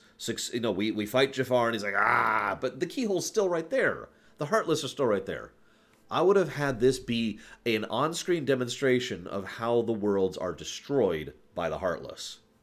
We literally see the Heartless invade the heart of the world and wreck it apart, and we see the whole world just start to fall apart and pieces of it go flying into the end of the world and getting tossed into the darkness, etc., etc. That's what I would have done.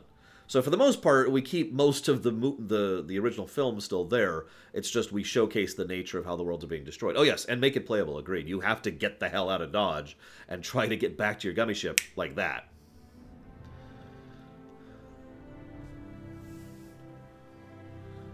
I have a weird memory, Dioxys. So that's what I would do with Agrabah. Now, Monstro... Why is Monstro there? I mean, Monstro is actually a pretty big character moment. It's basically all about Riku. And we also see that even a puppet can have a heart. Monstro is actually kind of fine story-wise, so I think I'm actually with that. So I don't think I'd do anything to Monstro, weirdly enough. Now, Atlantica... Well, actually, Atlantica ties in pretty well, too, if you think about it. Atlantica gives us our first and one of the only inferences of the Keyblade War in Kingdom Hearts 1. I'm pretty sure it is the first inference of the Keyblade War in general, if I'm not mistaken. So, we're cool on that. So that leads us to Halloween Town. I just really want to make the Heartless dance. Again, I think we're fine with Halloween Town, so moving on. Neverland. Actually, I think Neverland's pretty much fine, too. So I think that's actually it for Kingdom Hearts 1. I would definitely redesign the level. The level of Monstro was awful. It's just... What the hell were they thinking? Oh my goodness. Kingdom Hearts 2 is more difficult, because not only are there more of them, but they arguably have absolutely nothing to do with the plot the first time you go. But then the second time you go, they're directly connected to the plot. So like the first time it's just Mulan again. What was that? Oh, that was this. That's the instant messenger, Kevin. That's not asking me a question. For reference, for future reference. Normally, I'm not sitting on Tumblr. I check it fairly regularly, but I don't just sit on here. The only reason I have it up right now is because I'm doing the Q&A right now. No, by the way, is the answer to your question. So, how do you tie Mulan in, right? How do you tie...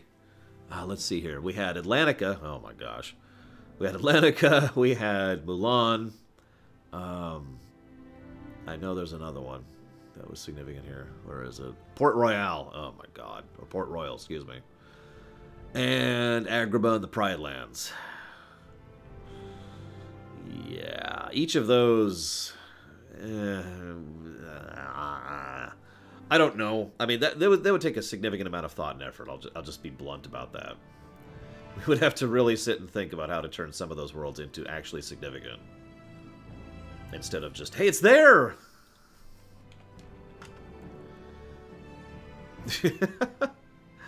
I'll answer... tell you what. Actually put in a question so I can answer it later, and I'll answer you later, Kevin. I will, I swear. Because I do have an answer to that. It has Iser Master. We are Kingdom Hearts. Anyways, so I like the Treasure Planet idea, but I've changed my mind now that I'm thinking about it. I think Treasure Planet will work a little bit better in Kingdom Hearts 2 as a replacement for Atlantica. So in Kingdom Hearts 1, everyone just said it. Why don't we just do the Jungle Book rather than the live-action Tarzan? Let's just make Jungle Book the replacement for Tarzan. Bam. So I suppose that's my answer to both of those basic questions. I'm sorry for not answering further. This would take a while, and we're already kind of long, and moving on to the next question. Let's just move on to the next question here. This is another reason why I start doing these. Time travel? What's time travel? I don't know what you're talking about. How many of you guys like Star Wars and Nintendo and crossovers between Star Wars and Nintendo? I mean, those things are all awesome, right?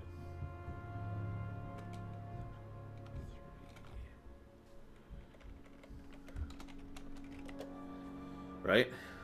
Those things are awesome. Alright, so here's the question in totality. If I can find it. Alright, here it is. So you have been approached to be the leader of making an Elseworld story. So this does not have to sit with continuity of Star Wars or any Nintendo stuff. This is pure Elseworlds. You're doing a crossover video game. The idea is Link from Legend of Zelda is in the Star Wars universe. Okay? So that's the premise. So first, genre, gameplay story. I don't understand this part. Which charters would go with Link to... Oh, which characters would go with Link to the Star Wars universe from his universe? Okay, that makes more sense. So, Link comes over. We have to choose which Link. We have to choose who comes with Link. And we have to choose what genre and gameplay it is. Sorry, there's... screwing up there. His horse. Yeah, Epona. I'm with that. I would probably... Nope. Has to be Link. That's the question.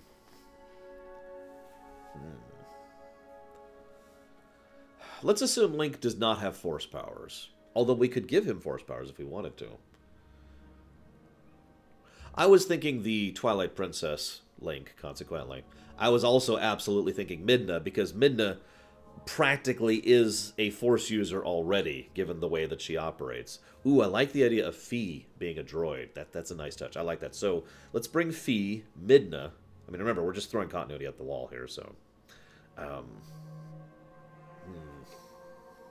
If we're choosing Zelda, we have to choose which. Like I said, I've already decided I'd bring in Twilight Princess Link, but there's several other links we can pull in. I actually agree with you, Tara.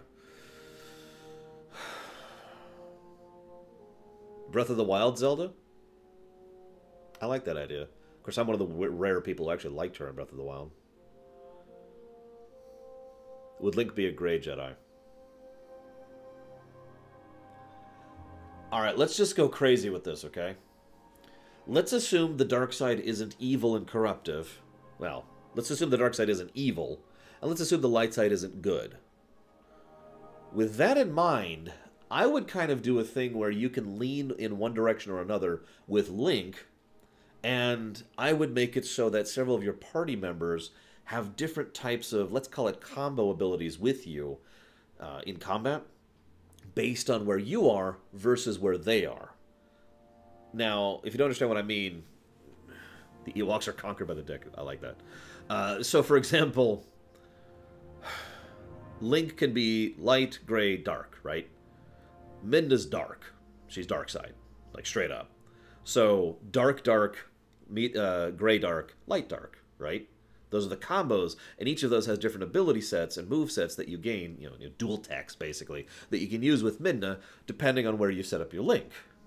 The idea would be not to just make them different versions of AoE attack, however.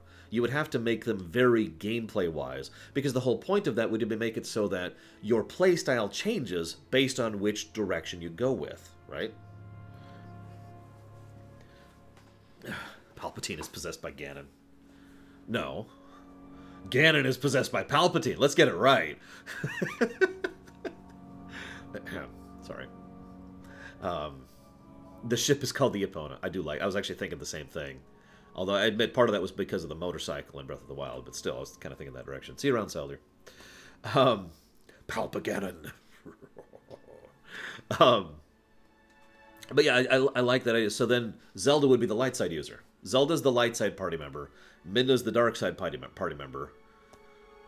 I like the idea of having a gray party member. Help me out. What's a good Zelda character, Legend of Zelda character, that could be a gray Jedi party member to join with you? Do I think Palpatine would have the juice for the Triforce? Of course he would. You kidding me? You can have one wish granted to you. And honestly, Palpatine does kind of embody both courage, wisdom, and power. So, I mean, Impa. I like that. Impa's a good thing. Tingle. Hang on, someone go stab Geludo really quick for me, please. Actually, I was thinking the same thing, Tara. The way I would do it, so I would bring over Ganondorf. And I know what you're thinking. Which Ganondorf? There's only one. I would bring over Ganondorf. And I would have Ganondorf basically be like, what the, huh? Well, I mean, technically you are Tazara. If I ever take over the world, don't worry, I'll take good care of you guys. I'm really big on loyalty. Thank you, Blue Felix. Ooh, what's the name? Yeah, what's the name of the bird guy who sings in Breath of the Wild? Because he's a cool character. I like him. I actually like quite a few of the characters in Breath of the Wild, believe it or not. We just needed more of them. More of the ones, not more characters. I like the idea that Ganondorf comes over and basically just takes over a planet. Like, straight up, right? Just whonk. And, I like the idea that he then, of course, becomes a problem. Let's put this during the classic era of Star Wars. So basically during around Empire Strikes Back, after A New Hope, before Return of the Jedi. So, the classical era of Star Wars there. The Galactic Civil War era.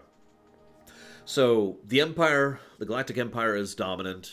Ganondorf shows up, takes over a planet, just straight up. And this becomes an issue. So, Palpatine's like, all right, what?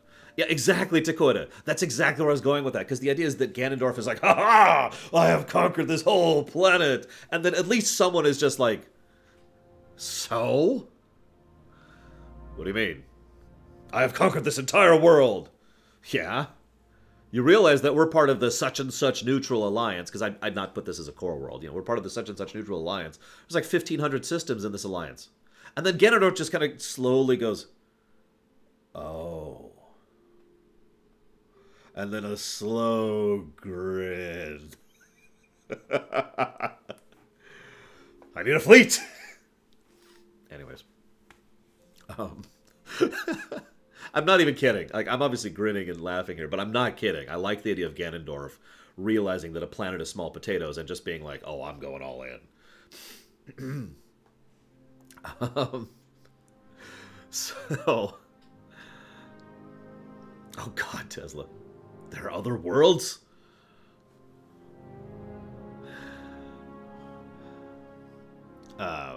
So Little Billy asks, would Ganondorf... I try Ogrod. Ganondorf joins the party? No, I don't think he would do that. I think it would be... Someone earlier mentioned this. I like the idea that basically Ganondorf and Palpatine are both villains. That they are both antagonists in this game. And that both of them are an issue for the party. I would have the party dropped off on another planet. Completely separate planet. And they do have a ship. The Epona, of course. You gotta have the Epona. No, Doctor Who. The Death Star reactor's a chicken. Okay, I got this. Ah! We would absolutely have to have a Ganondorf versus Vader. We would also have to have neither win. That's very important for that. And yeah, I was actually thinking that Ganondorf could basically use a huge swath of droids, basically a droid army, but each of them have the aesthetic of the, what's it called? The Malice in Breath of the Wild. In other words, the tech that he has repurposed in Breath of the Wild. You know, similar aesthetic, right? So they look like the mecha things with the little purple, or excuse me, the red veins and all that fun stuff. Chong, chong, chong, chong. Yes, go, my minions. So we've got, and so for our side, we've got Link, and you can be whatever. See you around, Tazara. And then we've got Impa, Midna, and Zelda. Oh, you can choose, Tesla. You can choose what color lightsaber you get. I would probably have side characters. Like, several people have mentioned several other characters. You know, Voss, or whatever his name is. The Skull Kid. Goron. I wouldn't have them actually be part of the party, too. I think for this type of gameplay, we would have... Keeping the party size small is important. Because I want the party member to matter.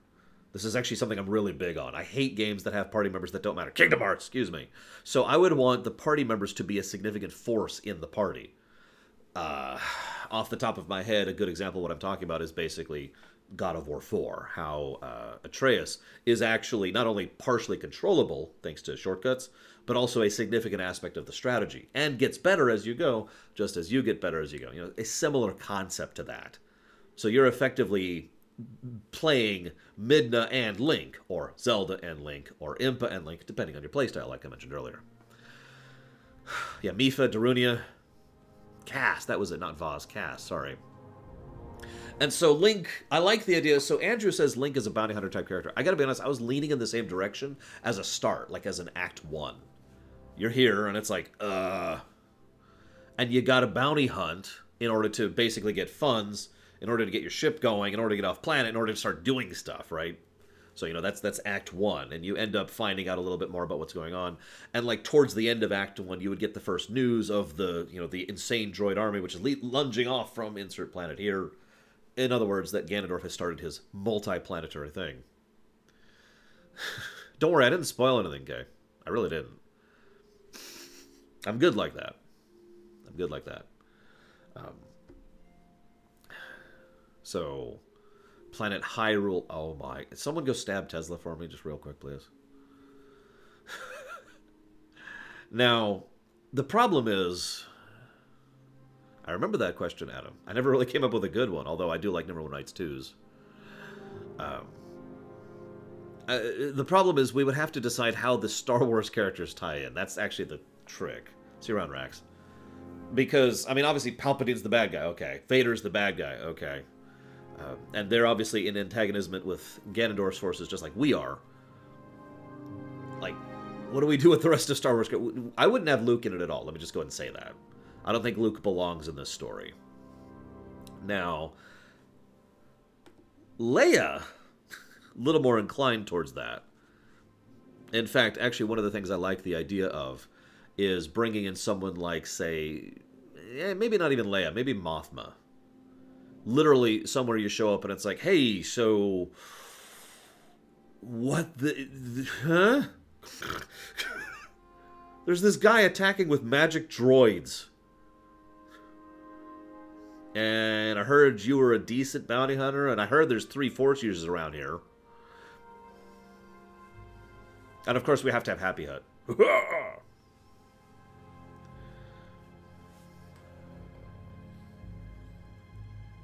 Actually, now that I think about it, I think I like the idea that the way we're introduced to... So we have the Act 1 stuff, right? Then towards the end of Act 1, we hear about the news. We have defeated whatever the local villain is. Someone regional, doesn't matter. We have defeated the regional villain. It's like, woo, and we get paid, obviously, and it's like, all right, finally we have enough money to deal with this thing. And then this is about when some Inquisitors show up. And those Inquisitors are here because there's 4 Force users walking around on this planet acting as bounty hunters. So the actual final boss of the first act is not the villain of the first act, it's one of the Inquisitors or multiple of the Inquisitors. Thus kind of bringing in the overall Star Wars arc more into the forefront as we realize, oh. Having defeated them, we basically the idea here is that the Inquisitors are themselves followed by a member of the Alliance, the Rebel Alliance, and that then allows the Rebel Alliance to basically get into contact with the main characters. That's the dovetail point there. And so we meet whomever, someone, and that gets us into contact with the Alliance. And I'm like, oh, thank goodness, there's some decent people around here. And the Alliance says, okay, you gotta stop operating so openly. You're just going to cause more attention. At some point in time, Vader's going to come down on your head, and nobody wants that. Okay, well, what can we do then? We can't just sit around. Well, Ganondorf has been carving into the Hutt territories. Act 2, Hutt territories. You can kind of see how this just develops here, because Act 2 would then be about basically a simultaneous effort to fight against the, non-force using but nevertheless significant forces of the Hutts, because the Hutts were a galactic power at this point in time, and also fighting against the Ganondorf droids as they are trying to conquer the Hutt territories. Right? Rupees as kyber crystals. No, I like the idea that he puts in a rupee and it doesn't work at all. It's just... Well, it looks the same. What?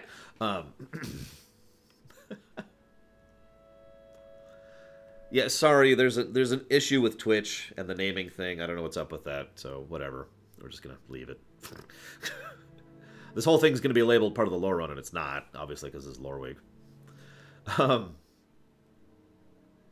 I should probably stop. We can talk about this for hours. Let's go ahead and cut this off. That's the end of the answer. Answered. Next question. This is a much quicker question. I actually wanted to bring this question to you guys because I didn't know how to answer this other than my obvious answers. How many of you guys out there like Warhammer 40k? Anybody? Oh god, every time you... Dee-lee-dee, instead of... Whoosh, just dee-lee-dee. Dee-lee-doo, dee-lee-dee, dee-lee-doo.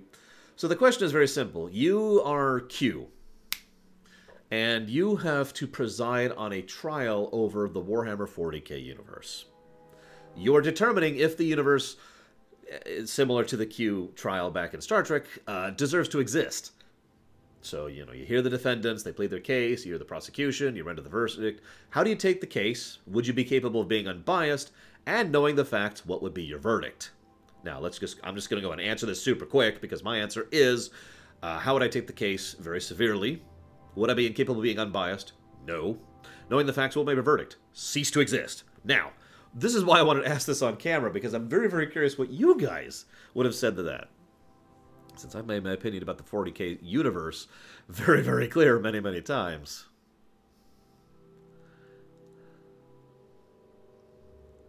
Q's not biased. Okay, Q's super biased.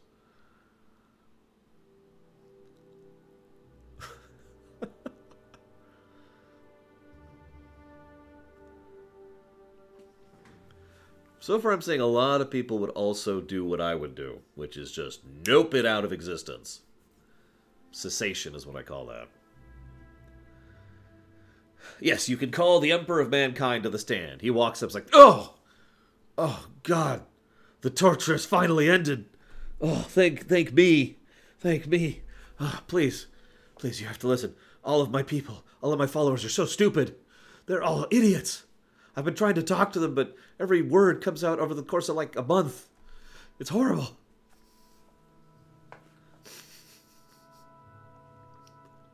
Meanwhile, since you have called the Emperor to the stand, warp travel just stops working because the beacon's gone.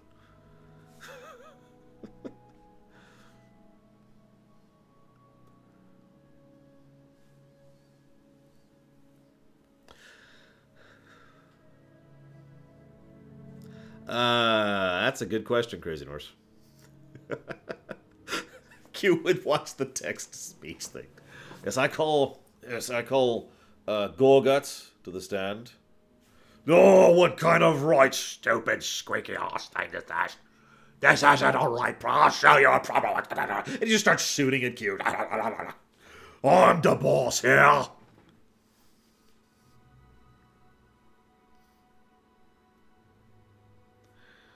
Well, I mean, Blue Walrus, you're right.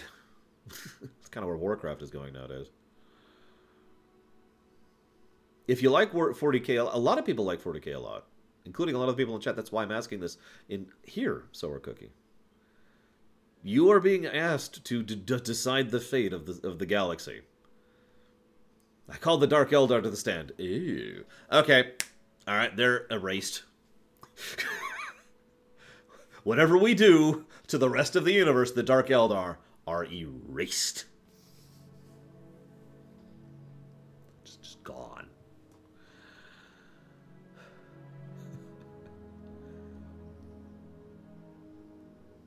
Is there anything redeeming about 40k? Well, I mean, it's a fascinating setting, and there's some cool aspects to it from an out-of-character perspective, but I would never want to live there. Let's assume that we have absolute omnipotent power here, Rational Ginger. That's the point of the question. We have the power to the universe out of existence.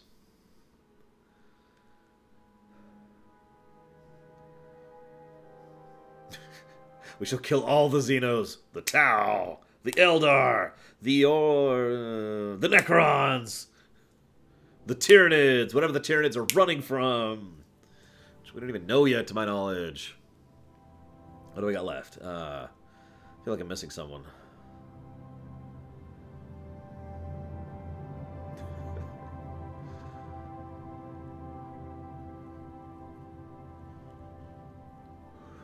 Oh, that's so never happening, Jambok. It's okay, Tesla. It's okay. No more pain. I mean, yeah, little Billy. I mean, come on. Yeah, I feel like there are other races. I can't think of them right now. I know they exist. Whatever. The Dark Eldar Astrosmith Bastards. I've heard about that. I've never seen that or read that.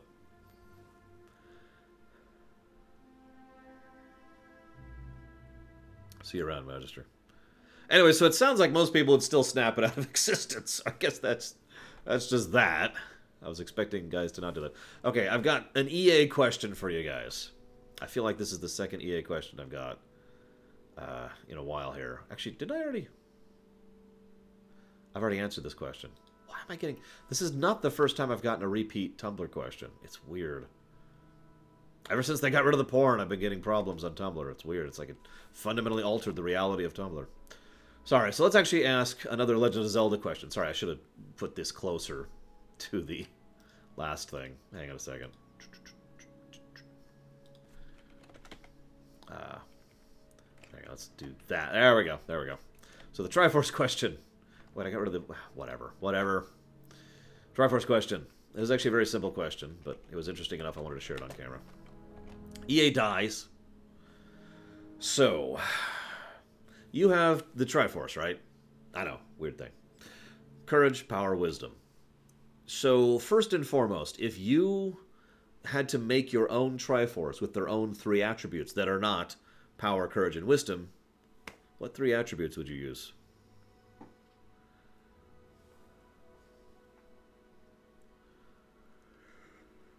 Yeah, he dies. Someday it's going to happen. At some point in time. Mushroom, flower, star. So that would be strength, offense, and... Oh, no, actually, that would be defense, offense, and invincibility, respectively. That's more than 3, the count. That's more than... Greed, power, and order. Interesting. Wisdom, understanding, and compassion. I like that. Loyalty, truth, and virtue. The, dark, and times. Someone go stab Mega DA for me real quick. And Blue Walrus. Time, space, and void. I like that. Fortitude, will, and cunning. I like that. Someone stab Mandartin too. Just keep stabbing people. Just keep stabbing until I say stop. Resources, intelligence, and peace. Truth, cunning, and skill. Someone stab Mighty Mage. Light, dark, and nothingness. Oh god, the Kingdom Hearts things continue. Empathy, kindness, and compassion. Interesting.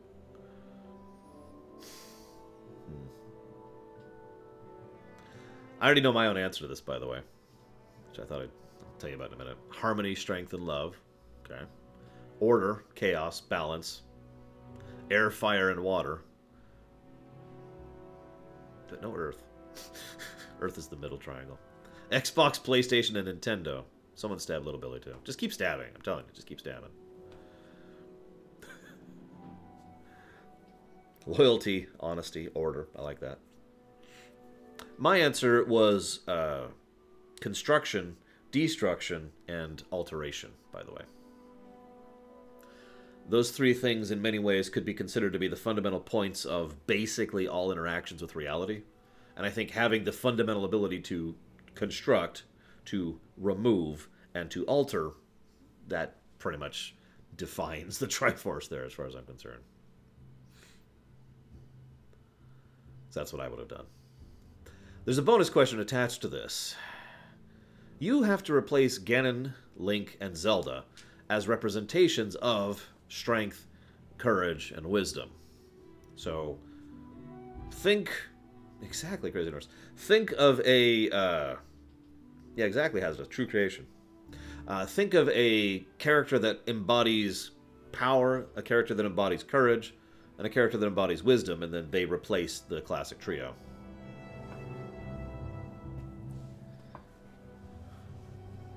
And someone stabbed Mandartin. I think people just want to be stabbed at this point. I think that's where we're at.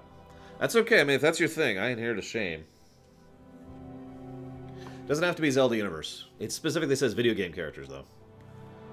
I actually like Sephiroth for power. That's a good one.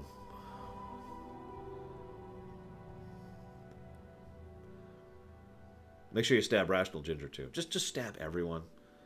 Including me. Here, hang on. I got a knife right here. Oh, okay, there we go. Okay, so...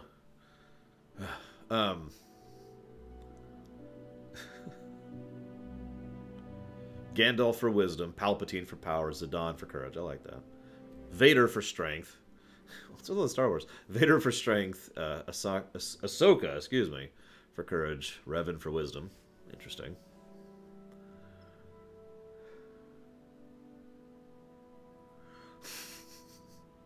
My response to that, Johnny, is chaos, chaos. Some of you will get that.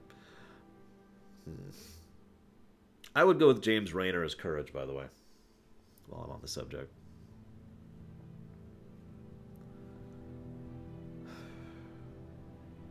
I'm not sure who I'd put as wisdom. Exile would probably fit courage. I can see that.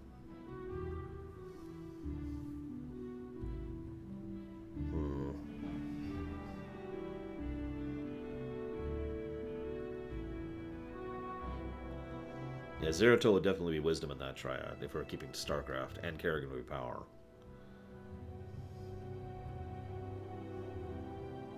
Mega Man for power. Jade Curtis for wisdom. The Dovahkiin for courage. You don't hear anything, Jamok? Yes, that's Morrowind.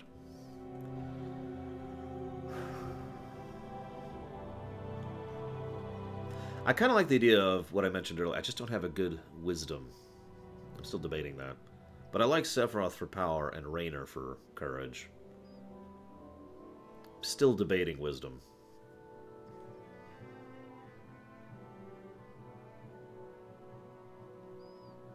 Which piece would Ezio take? Courage. That's an easy answer for me. Ignoring the fact that he already plays a little bit like Link.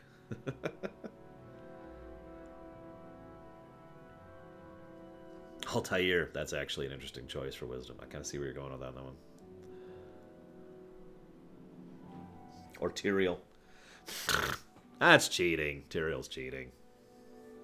It would have to be Tyrael after he became wisdom, because just as Tyrael was not wise.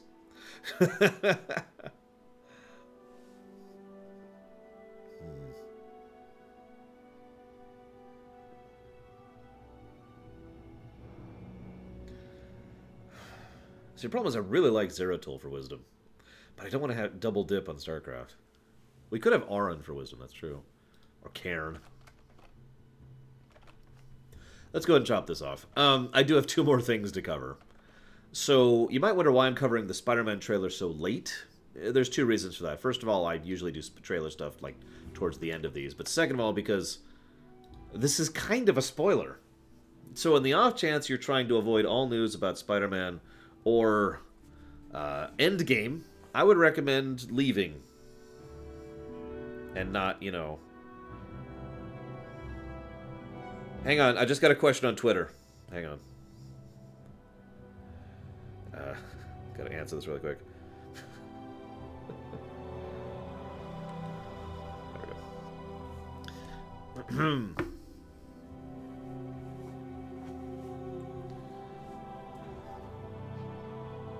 So I'm not actually going to show you the trailer.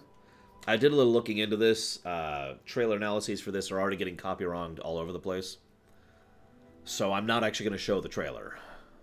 I was going to, but you know how life is. So this is the trailer for Spider-Man Far From Home. It starts off, there's, you know, Spidey, he's there with his aunt, everything's cool. Happy decides to be like, you know what, I'm romantically interested in your aunt, and so we're going to have Happy and Aunt May. That's cool, I'm with that. Couple little tiny tidbits, for example, the check that Happy is carrying for the money for the Relief Foundation is actually signed by Pepper Potts, so that's cool.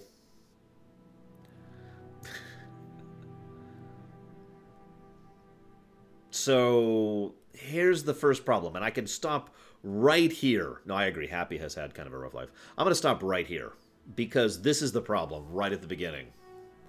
The very beginning of the trailer starts with a casual, lighthearted, haha, he's so concerned about someone romantically interested in his aunt. Isn't that cute? Think about that for a second. Think about the tone that that implies. Think about the mentality that is behind that. I just realized I should probably add the spoiler thing back here. Hang on. Which is right here. Oh, that's in front of the chat. There we go. Think about the mentality that goes into that. That's just it's another day, and oh no, Happy and Aunt May, oh my gosh. Oh, gosh, shucks. You know, that has, given what the last thing we saw of Spidey was, which was him ceasing to exist, there's a little bit of a tonal gap there. Now, the obvious thing to say is, oh, well, obviously this happens before Endgame, which would be, excuse me, when I say Endgame, I actually mean Infinity War. The obvious answer is this happens before Infinity War, right?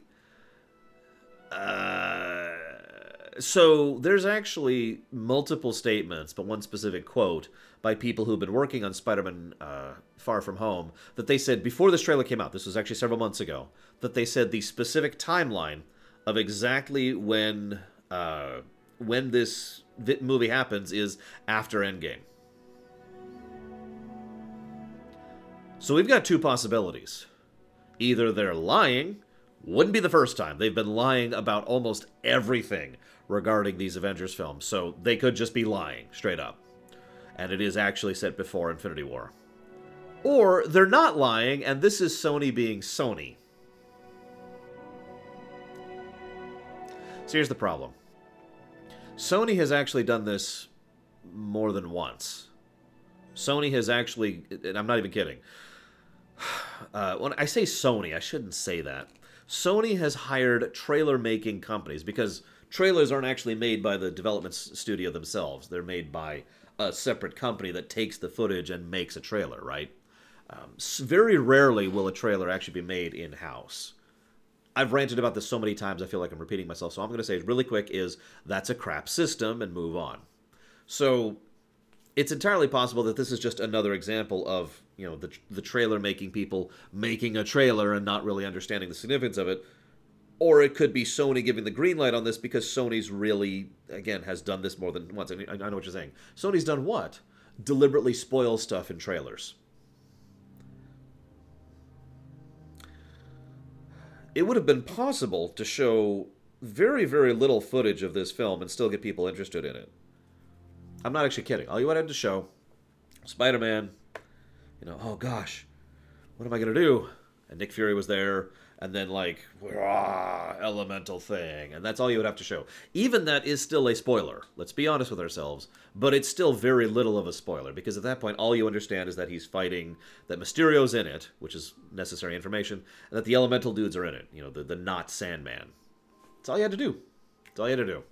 Instead, they decided to go ahead and do this whole lighthearted, yeah, I'm going, and I'm going to go off to Europe, I forget where, and we're going to have this whole, is it Venice? I don't remember.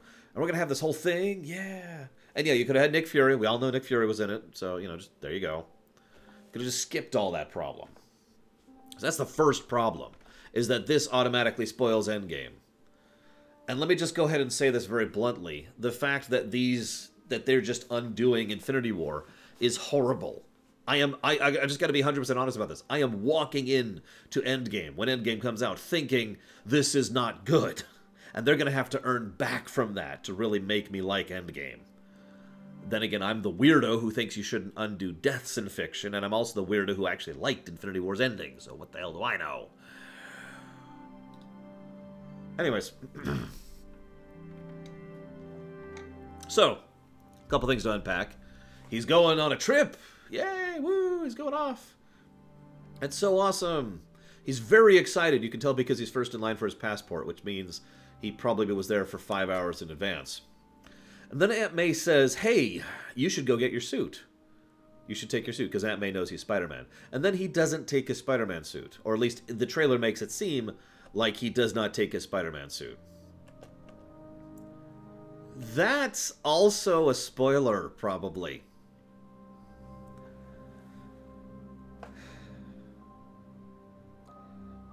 I actually agree, Tara. Infinity War could have just been the end. But whatever. So he doesn't take the suit. Why doesn't he take the suit? Because Stark is probably dead.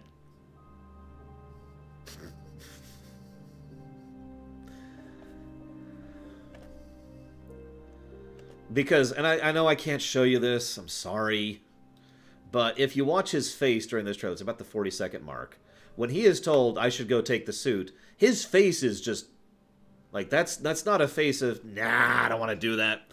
That's a face of, I don't want to think about that. I don't want to, no.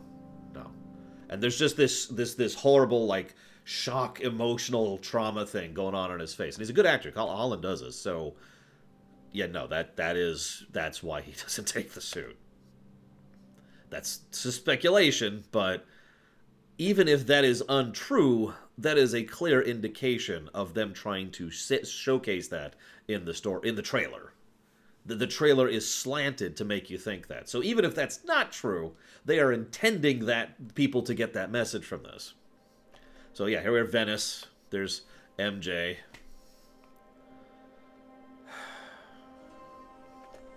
I got the spoilers thing right there, or what? It's right there. So then MJ and Spidey flirt. Sure. You could have left that in, I guess. I don't know. And they're just roaming. Everything's cool.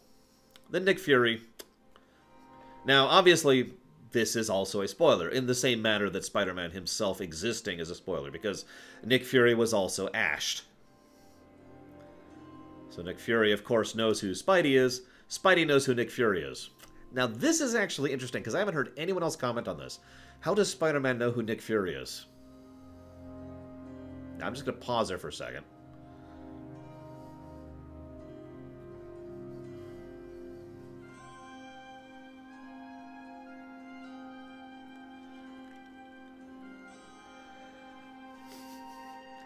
He's smart. Aha! You're a person that has just shot someone here. Clearly you're... No. He my thought here is that he knows who Nick Fury is because he was directly connected to Nick Fury during Endgame. That someone actually made him aware of who Nick Fury is during Endgame. Probably as a consequence of him coming back. That's my take on that. It is also possible that Tony just told him at some point off camera who Nick Fury is. That wouldn't surprise me super much. But either way, the fact that he just identifies Nick Fury on sight is interesting. I have heard a theory, and when I say I've heard, a friend of mine has actually had another theory on this. This theory is a little bit weaker. The idea here is that Parker has this thing called, you know, Spidey sense, danger sense, right? So the idea that his danger sense does not go off to this person could lead him to indicate, okay, this is not a threat, which could then lead him to logically deduce, having heard about Fury from Stark or someone, oh, it's Fury. The catch with that is whether or not he has Spidey sense has been kind of a weird thing in the films, in the recent films. Like, there are multiple scenes in Spider-Man Homecoming where he basically doesn't have Spidey sense, so whatever. Either way, whether this is a thing or not, he identifies Nick Fury. Nick Fury's like, yeah, I got a mission for you. The guy in the chair is still awesome. Still one of my favorite parts of Homecoming.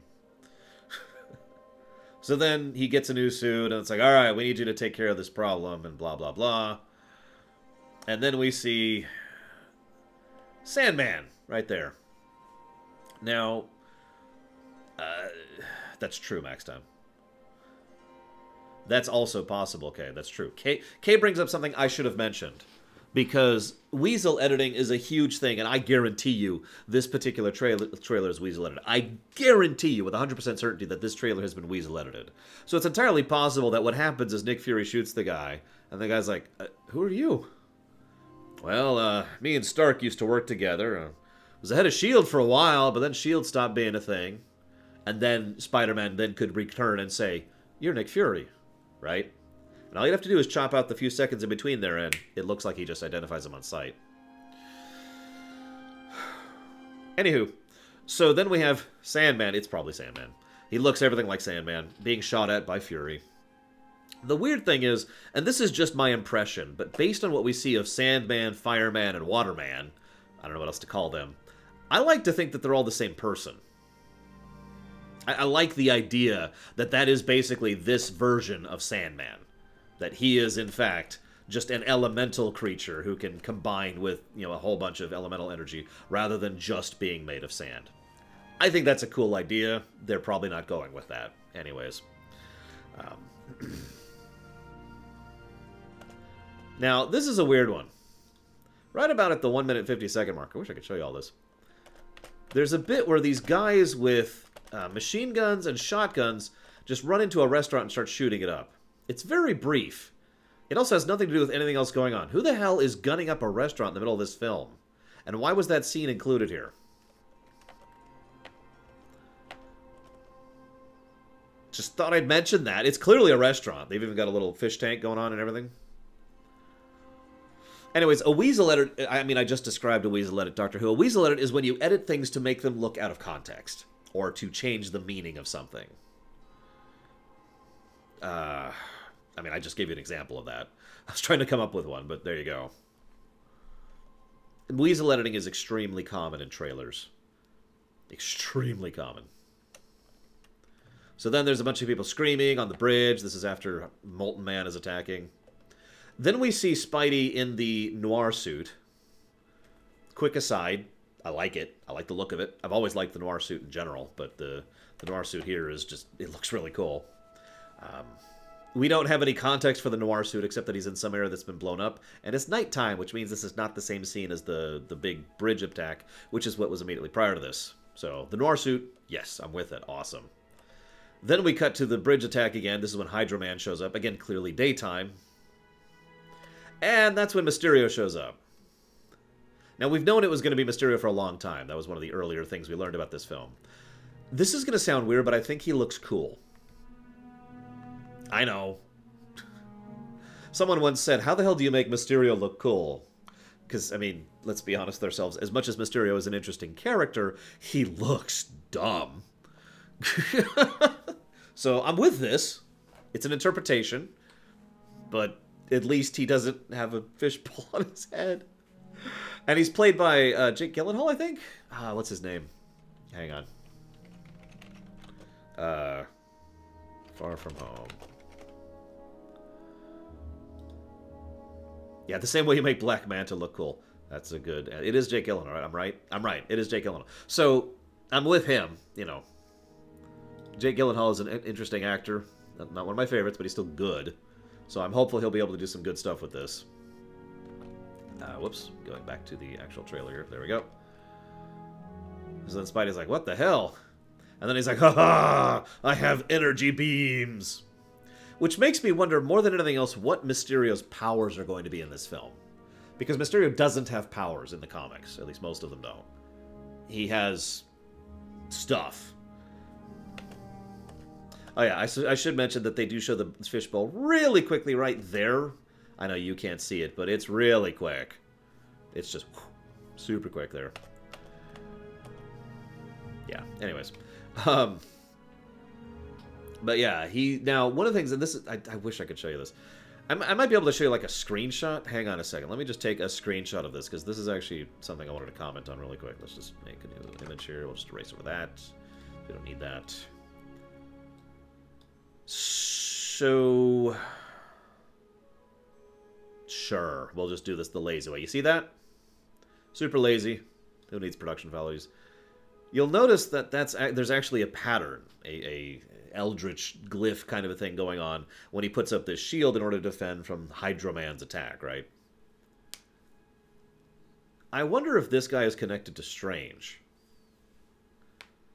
Because this is not the only example of this. This is just a specific frame I just pulled out here. But there's a couple of times where you see the attacks themselves have these kind of glyphs and lines and designs as he's using his green energy blasts and whatnot. So I find myself wondering, here's another example, which of course I'm not going to show you as well. I find myself wondering if he is actually an actual sorcerer, as opposed to just being an illusion artist. It is also possible he is a sorcerer who is using illusions.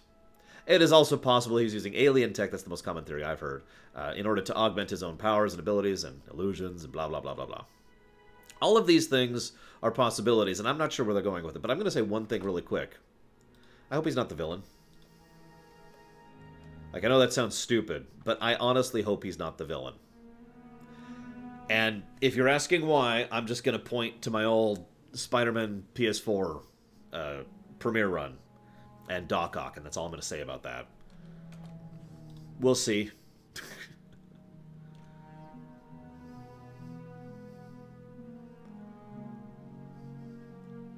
I'm sure he's going to be a villain. I am 99% certain Mysterio is the villain of this film. And that's not something that I approve of. That's all I'm going to say about that. Anyway, so that's the Spider-Man trailer. Again, I don't have much else to add to that, other than the fact that this whole thing was a failure. This whole thing was a failure. The very fact that we all walked into Infinity War and the big punch of Infinity War was already ruined by information we knew about films that were coming out after Infinity War. There are other ways they could have done that. Now, no, admittedly, they didn't predict, maybe they should have, but they didn't predict that Black Panther, for example, would make tons and tons of money. I know that sounds like a weird thing to comment on, but remember, walking into Black Panther, they expected it to undersell. They figured it'd be one of their third-tier movies, not one of the most best-selling films in the MCU. But even regardless of that, because remember, they'd already started working on Infinity War, and were well into working on Infinity War before Black Panther even came out. But even ignoring that, I feel like there are other ways they could have done this without basically automatically spoiling Infinity War walking into it. That's That is a huge flaw, in my opinion. It just destroys any possible impact or gut or relevance whatsoever. It's just, yeah, no, it doesn't matter. It doesn't count. Yep. And it's not just Black Panther. Spider-Man, Guardians 3, and Black Panther all had sequels announced before Infinity War came out. What? So that's the first problem. The second problem is that this trailer came out now. Now keep in mind, first of all, this is not the year 2000. You don't actually need to come up with a trailer a year and a half before the movie comes out. You don't need to do that anymore. Especially not a Marvel movie. I'm sorry, I know a lot of people vary in opinions on the quality of the MCU, but the fact is MCU movies sell.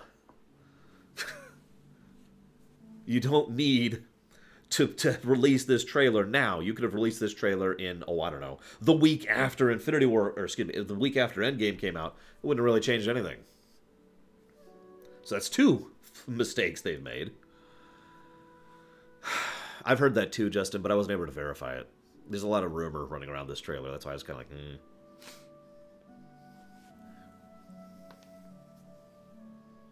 So, whatever.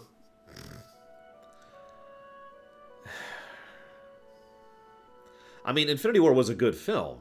It was Thanos' story. I'm with that. It's just... Oh, it was for me, Justin. God, it was. It's kind of a Mass Effect 3 all over again. It's like, okay, what was the point of all that? We'll see what they do with it. I'm trying to hold off Judgment until Endgame, but I honestly don't see how they could pull this out at this point. I cannot envision a way that Endgame will be satisfying after this. We'll see. We'll see. Well, I read the comics too. I stopped reading the comics because of garbage like this. Forgive me for sounding angry, but that's because I am. I actually legitimately stopped reading the comics because they just kept undoing things. Because they just kept making things not stick, and they just kept teasing the next episode, and it drove me crazy. Last thing, God, this is a long Loreweek. Last thing, really quick here. And that is Bumblebee. So for anybody who for some strange reason, does not want to be spoiled on the Bumblebee movie, like Cord there. He doesn't want to be spoiled on the Bumblebee movie. So if you don't want to be spoiled on the Bumblebee movie, this would be the time to bow out. Assuming any of you actually care. Thank you very, very much, Cord. Would you like to put that towards anything in particular? I know, right, Dakota? Whatever. So, Bumblebee. I'll just wait a moment. I imagine most people don't care, but I am going to spoil Bumblebee. Spoilers, spoilers, spoilers!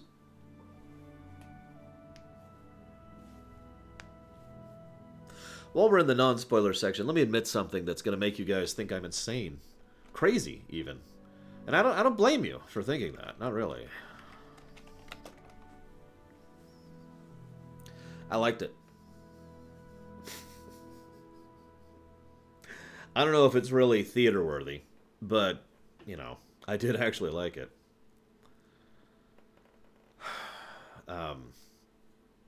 Now, I actually said this in my tweet already, but I would say that this is basically two films that were smashed into each other. One of these films was a Transformers film, and one of these films was a typical kids film. And they're like... Now, in my opinion, some of this... oh, sure thing, Cord. Hang on, let me write that down real quick. It's over here. 43786. In my opinion, this worked sometimes and didn't work other times. No, I haven't seen Spider-Verse, and I probably won't anytime soon. I would just go ahead and say that the biggest problem with the film was the fact that there was good kids film and bad kids film. Now, I've said this before, I feel like I've gotten a little bit more of a handle on, you know, the difference between good and bad kids stuff lately because of my niece. But you know what I mean when I say bad kids stuff, right? Or if you don't, I guess I should just tell you. It's when people act way just out of character or have just sudden character arcs that are literal 180s on a dime. It's just like, I am this big antagonistic person. I am on your side. That's bad kid stuff. They also have, your life sucks, your life sucks, your life sucks, but you're secretly brilliant and a genius, and you're awesome, and everyone should love you.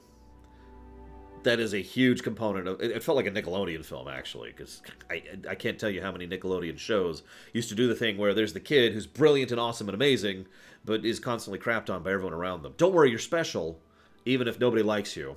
I hated that. Even as a kid, I hated that. And the film actually has, like, oh god, like a solid 8 minutes of, here's how much her life sucks. Right? Like, just, here's this section with her parents, and her parents are awful, and her parents love and care about their son, her brother, but not her. And there's, oh my god, the dad's just a total dork face. Oh, he's so stupid. And he's got a really dumb beard. And the mother is just, like, way too much. And then it cuts to her job, and her job is awful. And her boss is some guy who kind of talks, we need more sticks. Go down to the thing. And then there's the other kids who, okay, fair enough, other kids are awful. But the other kids are awful to her and just are really rude and mean, especially the girls, because, again, fair enough, girls are awful to other girls. And it just kept going on and on and on and on and on and on and on and on and on and on and on and on, and I just got tired of it. So that was easily my biggest complaint about the film. Just, okay. Can we stop? I get it. Now, that being said, the actress, what was her name? It was Haley Steinfeld, is that her name? The main lead? She's good. She's actually a very good actress, and she does a good job with her role. In fact, one of the things that irritated me about the film, strangely as that may sound, is the fact that they had a lot of scenes of legitimately good exposition, and then later on they would get across the exact same exposition very poorly. Right at the beginning, there's a bit where she's waking up, she's just like, hey, Dad, and she points to a picture. Boom! Immediately, and within seconds, we understand that her dad is gone in some fashion. The fact that we see another man who is not her dad in the next room immediately gets across, okay, this is new dad. Okay, so they're either separated, or he's dead, or they've moved on. Then, later on in the film, there's a bit where she starts freaking out over a couple of things. You know, that was my dad's, or this is, leave this alone. Thus, the protectiveness gets across the idea that he has thus passed. Okay. And all of that is very nice and subtle and under the board. Then she just comes out and says everything to the camera, which is just, oh, come on. I get it. Whatever. But there was a surprising amount of decent exposition at multiple points in the film. Notably the intro. The first, 10 minutes of the film is set on Cybertron, with just Transformers battling other Transformers. One of the thoughts I gave to Third as we were leaving the theater was I feel like people sat down and came up with a bullet point list of all of the things people disliked the most, vocally, about the old Transformers films, the Bay Transformers films, and then did the exact opposite of that. Because the intro is just 10 minutes of robots fighting robots on Cybertron. And it's actually pretty good. In the middle of that, we also get some surprising world building and continuity, which brings me to my first real point. I've heard several people say that this film is supposed to be a prequel to the Bay films, to which I say, no. That doesn't line up at all. The way they have presented this is it is effectively, it's a reboot. And it effectively is a merger of the old 80s Transformers cartoon and the Bay continuity kind of merged into its own new thing. We still have some elements of the Bayverse, and we have elements of the old 80s cartoon, and they're merged into this brand new thing. But there's way too many specific points that just completely contradict the original Bay continuity. This is a reboot. Let's just make that very, very clear. And that could be Ice Tray. It could have been intended to be a prequel and then became a reboot. Now, to be clear, I like this new continuity. So the new continuity is actually very simple, but again, getting it across very quickly for those of you who don't care. The Decepticons are in charge. The war is actually the rebellion of the Autobots against the Decepticon order, a war they are currently losing. Towards the end, they have to bail, Each of the Autobots heads off to a different planet, trying to find some place to reconnoiter and to regroup in order to be able to build up their forces and go right back and do more warring against the Decepticons. Bumblebee happens to be the one who ends up on Earth. Now, then John Cena shows up. Dun, dun, dun, dun. And I'll talk about him in a second. But Bumblebee shows up, and he's just running from John Cena, because he don't want to kill John Cena. John Cena's character finally... I don't even know his character name. I don't care. It's John Cena. John Cena corners him, and Bumblebee's like, I don't want to kill any of you. I don't want to hurt any of you. I'm not your enemy. And Cena's like, okay. Then Blitzwing shows up. What ensues is about 4 more minutes of Blitzwing and Bumblebee beating the crap out of each other. Once again, more robots fighting robots. It's just now they're on Earth. This was also a very cool fight, and it actually showcased... what do you mean, Doctor Who? This also showcases... I mean, the better choreography, basically. There are a lot of very cool camera usages and very cool long shots. A lot of what was being done was deliberately to showcase, like, rather than doing this with the camera, or rather than doing chop, chop, chop, chop, chop, chop, chop with the editing, instead each action sequence was usually one long, uninterrupted take of the camera, and the camera's kind of following the fight as it moves along. Which means we can actually see what the hell's going on, and it actually looks cool. Oh, gotcha, Doctor. I didn't know. Sorry. Sorry, guys. I didn't know. I don't watch wrestling. So the fight with Blitzwing and Bumblebee is awesome, and it also shows how Blitzwing completely overpowers Bumblebee. Blitzwing is quite literally twice his size, and also has far more weapons and far deadlier weapons. The only problem was the fact that Blitzwing got way overconfident and actually decided to torture Bumblebee, rips out his audio box, consequently, rather than just straight up kill him. This allows Bumblebee to get in close and detonate one of Blitzwing's own weapons, which causes significant damage to Blitzwing. This then leads to the destruction of Blitzwing. Bumblebee barely survives this fight, stumbles away, scans a beetle, gotta be a beetle, gotta be a bug, and then turns into the bug and basically goes into power save mode, and... then something happens that I really didn't like. Bumblebee loses his memory. I've spoken many, many times of why I don't like amnesia usage in a story. This was not a good usage of amnesia. He loses his memory, and then later on he gets it back. For no reason, by the way. It just kind of happens. So, whatever. Basically. Anyways, moving on. Now... I want to talk about John Cena really quick, because I only have one thing to talk about him, and that's what I'm about to tell you. His portrayal was weird. If you were to read the dialogue, he comes across as the villain. He is a biased, bigoted asshole who is a bully, who is also someone who is just, ha ha ha, you know, and we're going to kill him, and we're going to melt him down, and we're going to kill him some more, yeah. Okay, that's how he's written. That's the lines on the paper. But John Cena portrays himself as a lovable, likable character. That's his acting. Like, at almost every scene, including the first scene he's in, I just kept waiting for John Cena to switch and become one of the good guys. Because... the way he is acting is the guy who has a brain. Justin mentioned the comment I was just to bring up. And that he is cool. And he's portraying himself as if he's this. But his lines of dialogue are, we're going to melt him down for scrap and kill him all. You know, what? It was very, very strange. Very strange. And I didn't know what to make of that. At literally every scene he's in, this is not a joke, every scene he was in, I kept waiting for the he decides to join the good guys scene. You know which scene it is? His last scene. The very last scene he's in the entire film is him finally being like, okay, I'm cool. And he salutes, you know, he salutes Bumblebee on his way out. I would have just made him cool earlier. Just make him cool. It's fine. We can have positive military guys. And as Justin points out, now getting to the quote that Justin already says, there's a bit where the U.S. government is basically okay with working with the Decepticons, and John Cena's like, okay, they call themselves Decepticons. Doesn't that raise a red flag for anyone else? Right?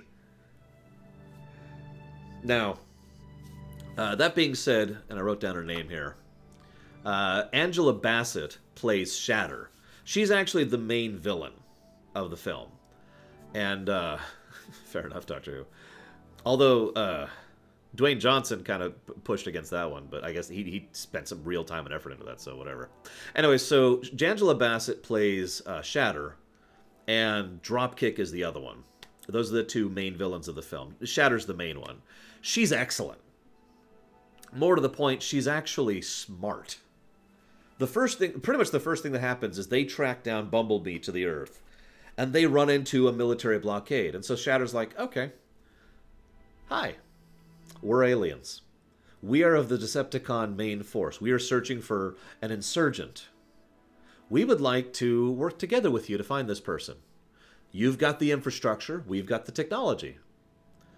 It was surprisingly of an intelligent approach, which this is sad that I have to point this out, but this is a Decepticon we're talking about here. And if there's one thing that has been established about the Decepticons in the Bayverse, is that the Decepticons are stupid evil. And I mean stupid evil, right? They are straight up Darth Malaching their way through everything. So the fact that Shatter was able to have a brain and actually work with them, I was just like, huh. Okay, that's cool.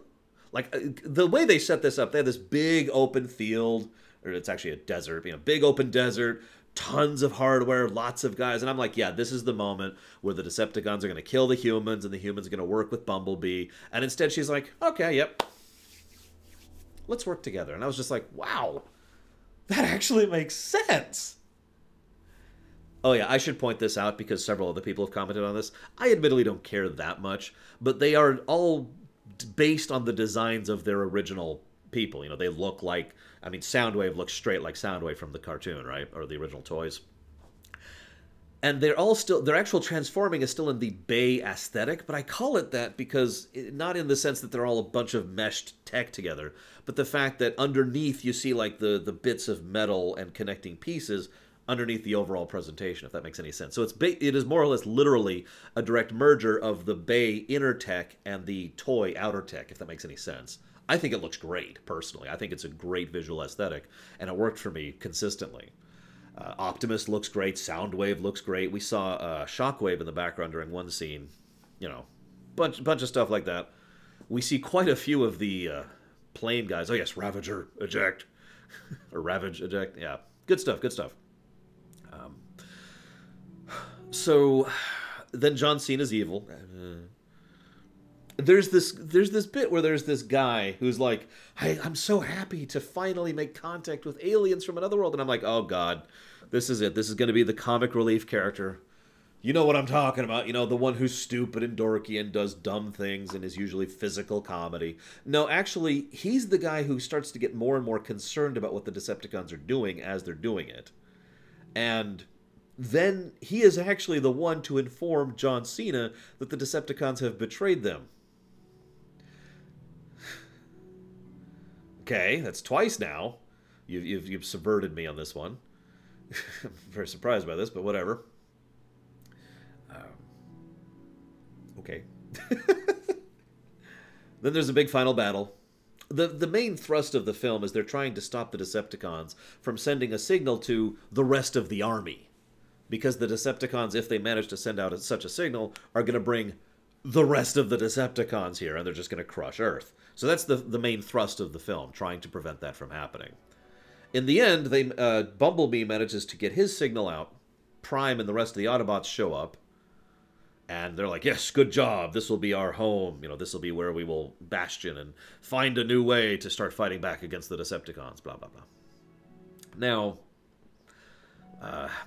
I just thought I'd answer this because I've been asked this multiple times. No, Megatron was not in it at all. As I said, Shatter is the main villain. The closest thing to a high-ranking villain we see is Soundwave, and he's back on Cybertron. I don't know where they're going to go with that. I don't even know if they're going to make a sequel to this. It depends on how well it sells, I suppose. But I'm kind of avoiding talking about the main thrust of the film, which is Bumblebee and What's-Her-Face's character. Again, I think she's good. As I said, the actress is good. And I think most of the interactions between Bumblebee and her are also good. They do something that the old Transformers films didn't do. Animated acting. What I mean by that is Bumblebee cannot speak. However, Bumblebee didn't really do much in the previous films to act. But here, there's a lot of visual, animated acting in his motions and the way he presents himself and the way he kind of poses. That's what I mean by animated acting. He presents himself without actually having to speak. And they do a decent job of getting across his presentation, his tone, and his thoughts without him ever saying a word. He doesn't even learn how to use the radio thing to talk until like 2/3 of the way through the film. So, definite props there. That is definitely a big plus for the film, that Bumblebee was actually a freaking character. He did not piss on someone. No, there wasn't any crude humor at all, really. Unless you count a woman accidentally stumbling into a guy and the guy having to take his shirt off in front of his girlfriend, which is about as bad as that got. And yes, more humanoid body language, exactly. Like I said, the animation was better, is really what I'm trying to boil down to. They also do this funny thing where he would transform really slowly into his robot form, but he demonstrated multiple times that he can transform very quickly if he chooses to. He just normally doesn't. The implication is that it's more difficult to do that quick transformation. This actually is kind of nice because it explains why sometimes he's a car, and then sometimes it takes him forever to switch. And yes, no crude Bay humor, thank you. I suppose I should talk about the guy. Oh god, what was his name? Meme, something like that.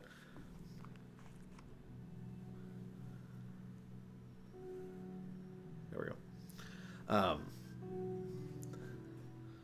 I can't think of his name. Help me out. I guess I should just look this up. I'm so bad with names. Here we go. Okay, so Memo. That's his name. Memo. That's why I thought of it like that. Memo wasn't bad. I was expecting him to be bad. Memo was actually pretty good in just about all of his presentations. Memo was played by Jorge Lindeberg Jr. I'm probably butchering that. He is, well, I call him the love interest, but he's kind of not. In fact, one of the last scenes is that he reaches out to grab her hand romantically, and she says, no, we're not there yet. I actually liked that. These people are supposed to be 18 in character, by the way. But yeah, I was expecting him to be bad. He comes across as, oh, okay, so it's the kind of geeky kid who is super, into this girl and is all awkward about it, ha ha. And then instead, he actually turned out to be pretty cool throughout most of it. Just in general. I don't have much else to add to him, I'm sorry, but he was just a good additive. And then there's a scene where they go and TP the house.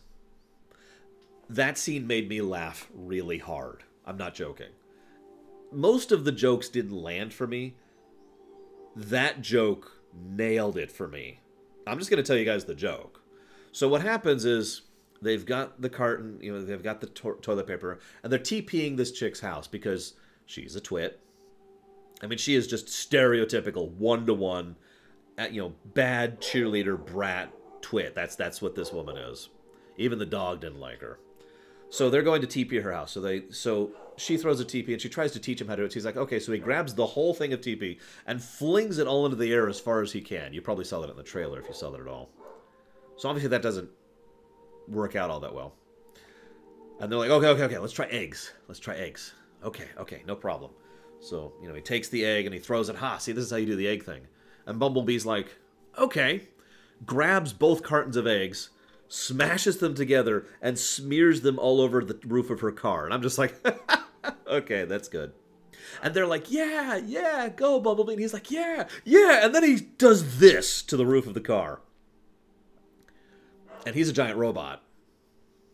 And then he jumps onto the car and starts hopping up and down excitedly on the car.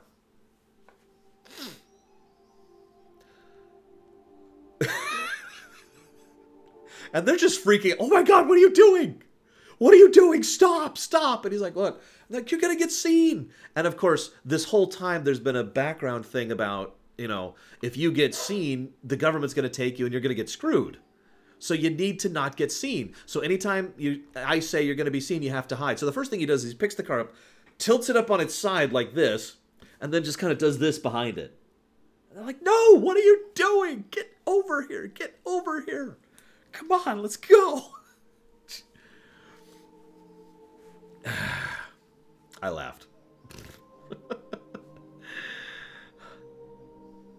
Apparently her name was Tina, played by Gracie Designy. I don't know how to pronounce that. DZ? How do you pronounce that? So, the rest of the film plays out in beats you'd probably expect. Now, I do have to add one last negative here. There's a scene which actually pissed me off. It's in my opinion, the worst scene in the film. It's where the bad kids movie thing really comes into the forefront. Because there's a scene where Bumblebee is hanging out in the garage. Now, he's alone at the house. No one else is at the house. And he's watching TV. Okay, I'm with it. And then the dog comes in. And he's like, oh, it's a dog. And he goes to follow the dog. So first he tries to follow the dog through the doggy door, which is about this big.